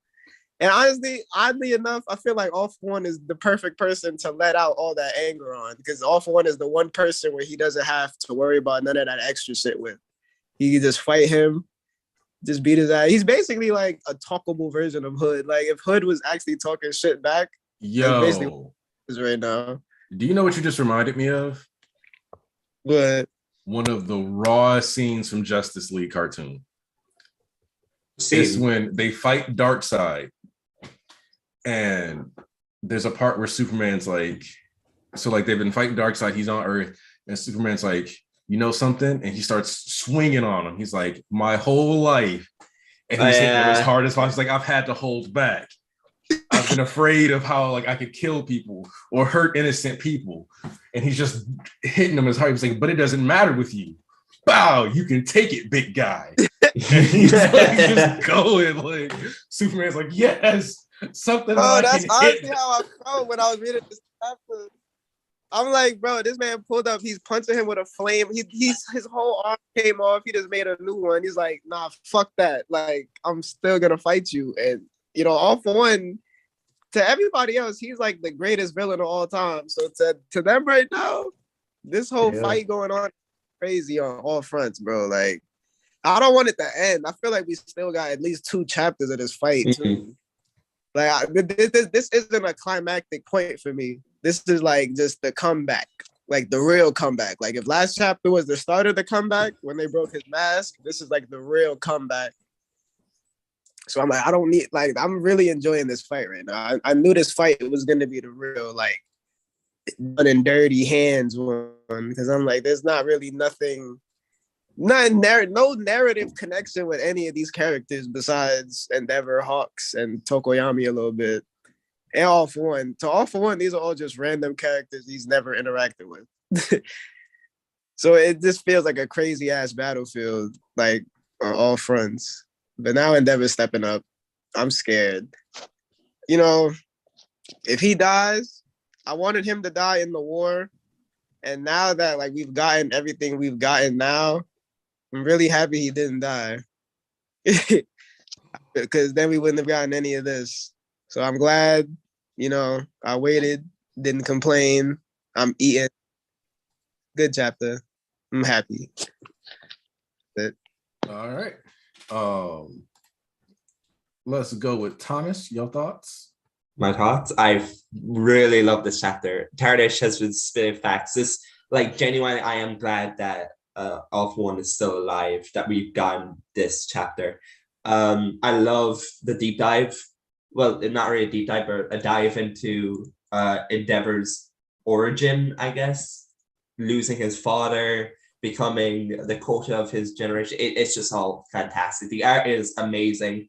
I really want to see what happens with Hawks as well, because he did take a lot of the rivet stabs to the back.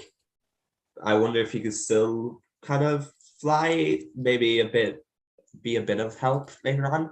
Aside from that, just 10 out of 10 chapter. It doesn't help that the officials got boosted by the fact that my hero had a great week, great day today.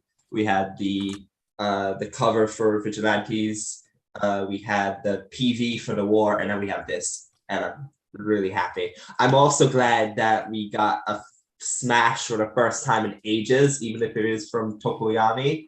I'll take it. It's crumbs. I'll take it. That's it, I guess. Happy to be on the stream, and to everyone else who hasn't liked it, make sure to do so. All right. So Tom's getting through. Also, I posted the video clip for the Superman versus Darkseid scene if you want to see what I was talking about. Very good scene. Starting at the opening of like when he pulls up on Darkseid and starts actually explaining it.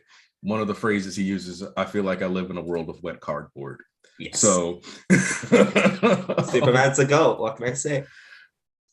Say yes. Let's get your final thoughts. I love this chapter, as you might have guessed or already seen.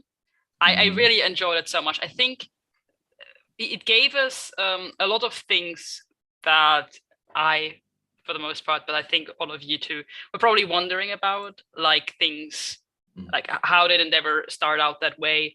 Even meeting his family for whatever short glimpse we get here of it, acknowledging how his hero name came to be, and also acknowledging what I really liked is this little scene where he acknowledges that his atonement, mistakes, responsibility, it made his own, like taking responsibility and the atonement particularly made his situation worse. He could have had a much more comfortable life if he just didn't accept that he had majorly fucked up. If he hadn't accepted that, and if he just continued the way he was, maybe he would be in a better position now. And I like that they acknowledged that it wasn't just his mistakes and his positions that ruined him, but also in a way trying to better himself. That this is acknowledged. I really like that, and I really like how this chapter basically boils down Endeavor to his core characteristics, which is he's just hella stubborn. He does his duty. He's obsessed with being the strongest, and he has an inferiority complex. Now he's kind of trying to lay these the last two things to rest. Like the inferiority complex, he doesn't need that here. His obsession, he doesn't need that here. Now he's stubborn and he's doing his duty, and that's all that remains. And I really love it. I'm looking forward to what he's actually able to do if he doesn't just doubt himself all the time, and if he doesn't think about himself selfishly trying to become the strongest or the number one or catch up to Atonement or whatever, and just says, "This I have to do this. I have to fight him. I have to win, or I have to end this fight. And no matter what, I will do that." I'm really looking forward to what's going to happen. And I think it is a testament to how great this chapter was, in that Endeavor lost an arm here, and we barely talked about it.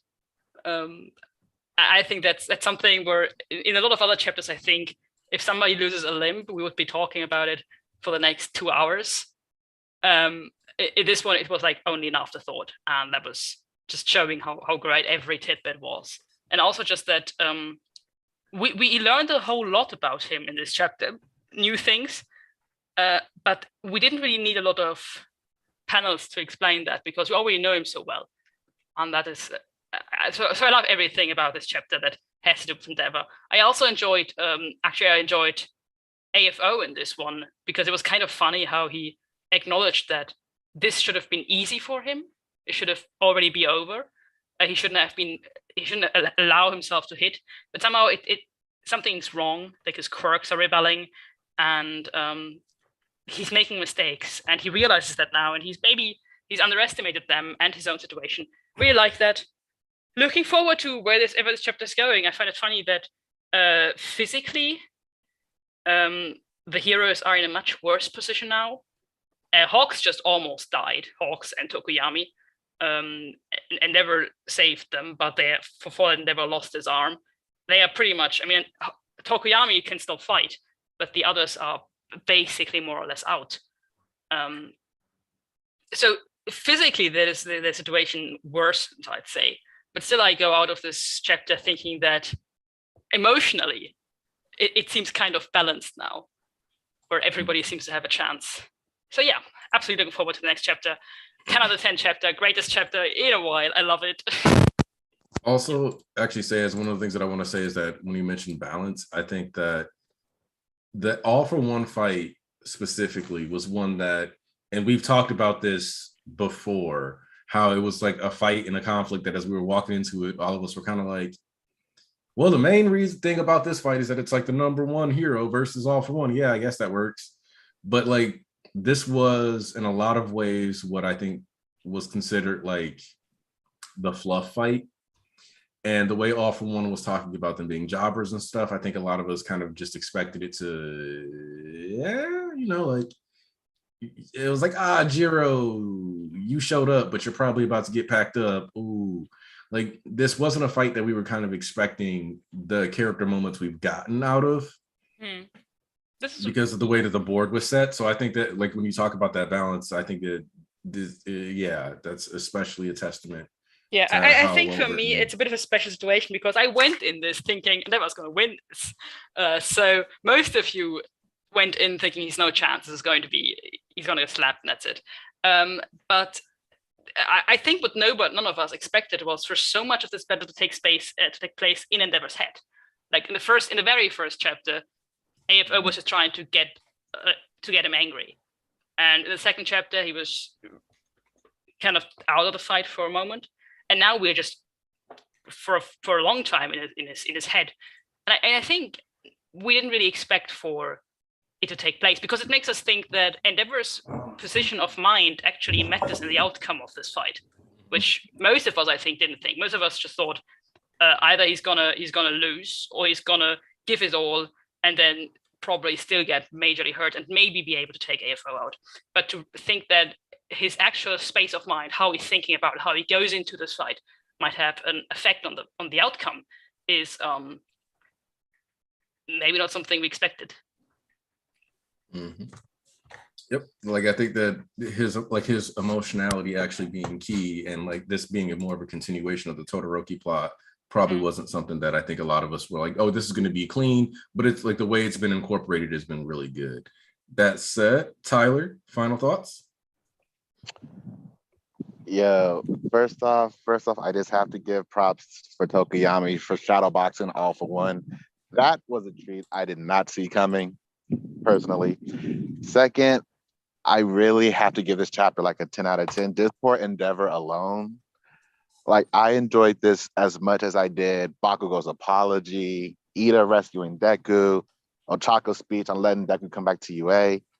Like, for me, this was an unexpected treat.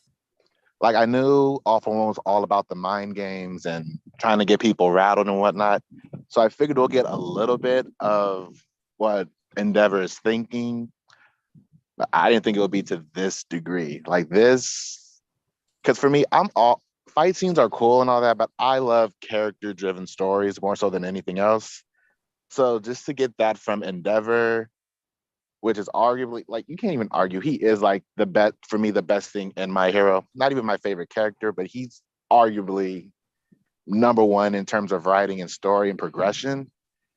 And it's just unfortunate that other people probably are just going to let their blind hatred just not actually see the amount of care that Horikoshi actually put into his character. Because honestly, you do not get this type of thing from shonen manga, at least from what I've been reading. Could be wrong, but for me personally, I think this section was a part that I really didn't think that much about, because like you said, it was like fluff. I'm like, all right, we're gonna get some cool fight scenes and transition. But honestly, I don't even know exactly like what happens now as far as this fights go and how it's gonna connect to the rest of the parts of the war. So I'm very curious to see where it goes, because while I did love this moment, in the back of my mind, I'm just like, they are so fucked. What are we gonna do? But I mean, hey, we'll find out next week. We're back from break. This was well worth the wait. Yeah, Endeavor, best character. Especially with the art detail, like the Horikoshi and his team made it a point to reward us for our patience. Yes, like Horikoshi's art, I'll always give him praise, but it doesn't even need to be said. Like, the shit is just beautiful. That shit is just amazing. I'm sorry. And I really do hope he draws that horror manga he wanted to try, because I am very curious to see exactly how far he'd be willing to push his pen to see where it can go. Give me a horror manga and actually make a character like Endeavor for like the MC and make it. Ooh. Yes. Okay, honestly, so this is technically not horror, series, but I'm thinking like psychological thriller with a detective that's similar to Endeavor, so that you have like a narrative attachment to it, but then you have like the horror aspects of like the crimes and stuff he investigates and all that others. But yeah, you could get kind of, and it could be supernatural or not, it wouldn't even matter. You could just really get into some dark shit and mess with people's heads. Really can. It's like, honestly, it's like, you saw the Batman, right? I actually have not watched that yet. I just need to knuckle down and do it probably when I'm working from home. Especially when you need to watch it. Watch it, please. I'm not going to spoil it, but the best part of Batman to me was watching Batman be an actual detective and figure shit out. I'd heard that and I was looking forward to it, because as much as people praise the Dark Knight stuff, like Bale's Batman is a lot less Batman-y than the typical Batman, if that makes sense. No, especially when you look at like how Lucius Fox is incorporated into it, it's like, it's weird. Yeah, so like that type of style for Endeavor in a horror manga, that could actually work. So if Horikoshi wants to go that route, I would love it personally. But that's just getting sidetracked. We'll see where things go. I think we'll stay on this fight for maybe 2 more chapters. I think next chapter will be showing the heroes having a little bit more momentum. And then the next chapter is just Horikoshi just snatching that away. Like, all right, y'all had your moment. But like, shit's not sweet out here. Like, let's be real. So we'll see where it goes. All right. And I agree with that one. Archbishop East, take us home. All right.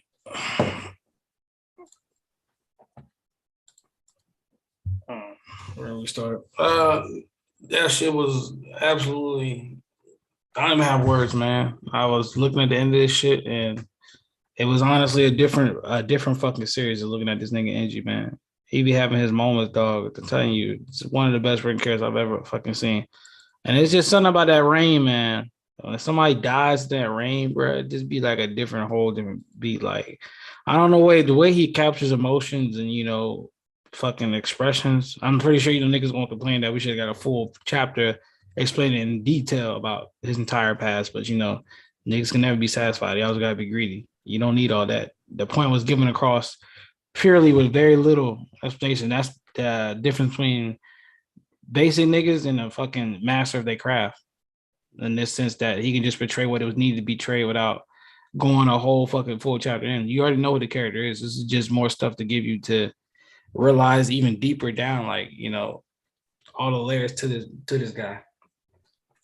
Honestly, man, it just peak all across. Happy for the Heroes getting their little dub in and this and other, but as far as how much longer this lasts, I gave it a chapter because everybody's mixed now. Everybody's like, all right, perfect time to cut away. Other niggas like, all right, we got 2 more chapters. I say I give it a chapter and a half or 1 chapter before we probably swap off. But there does need to be. This is why I took off for one winning, but I can see the case in that he loses the battle because neither of these niggas should die here to each other, right? But somebody needs to be a victor. Well, we've already talked about this before, and well, somebody need to die, somebody need to win. Y'all keep forgetting how monkey wrenches happened. The last 2 big battles in the series, there were giant monkey wrenches that threw shit to the side. Well, with Nagant and Cassie, people said they got to win. No, they have to win for the plot. When everybody was wrong and somebody won, but then there was a monkey wrench thrown on top of that. So just expect this entire war, this not going plain and simple. So expect, even if off one is pressed and then he does lose it, expect the monkey wrench to come in because, like I said, nobody having this nigga back not once. Still a little fishy, you know. He still got niggas that believe in him to be demon overlord, this, that, and other. So him not having no niggas to pull up when everybody else got niggas, a little wonky, a little fishy for me. But yeah, so honestly, man, I'm just glad we here, we locked in, and this is the bar for this is the bar for everything else. Like as far as injury wise, if NG's losing a fucking arm, can you imagine what else is like on the horizon for everybody else, bro? Like as far as injuries go, I told y'all, I don't care who win or lose. Like niggas gonna have to win or lose, don't matter. Like niggas gonna have to get fucked up in this bitch coming out here because this is not the kiddie games no more. It's not no raid, it's not no niggas run away. They're going head to head, toe to toe, live or die. Like all sticks to the line. So this is the type of energy we need going forward, and I'm very much excited to see how this shit plays out from here. I don't know, man. We locked in. And if this is what we got for Endeavor, can't even imagine the fucking fights. They don't even have the narrative plot for those niggas going forward. Like niggas that could just die and they don't have the connection to another character to meet or character arc close. So hey, man, we here with it. This shit is absolutely fucking peak. Y'all already know what time it is. As per usual, undefeated of the East, what it do? And I appreciate everybody for coming in and joining us this week, man. We'll be back next week. Love y'all. Appreciate y'all for coming. All right, y'all. I appreciate everybody coming through. I'm also leaning in that camp of this final exchange. Next, whether the battle itself at this site ends or not isn't as important, but I don't expect it to be fully over next chapter. And this, which would also make this one of the longest fights that we've had in a really good while, but I kind of expect that like next chapter and then at least the start of the chapter after that to be covering this same event, and then us to rotate either towards Deku on his way or to the Toga thing, because I could see us taking some time to focus on Deku and then coming back to All For One and then closing that fight out with a potential All For One W. But regardless, appreciate everybody that came through. See you all have a blessed Sunday. Gonna go ahead and try to get through with this review since there's Shonen Ronins, I think, already did their episode today, so I don't have anything to do after this. Wait, that early? I think they might have, or they might have just skipped it. I thought I saw they like popped up in the YouTube recommended as like live, but then they were over already. So I don't know if they, or if my like YouTube was just being weird. But either way, I'm gonna go ahead and do the review, try to get that out to you guys by the end of the night. And yep. So y'all have a good day. I appreciate everybody that came through. Yeah. And we are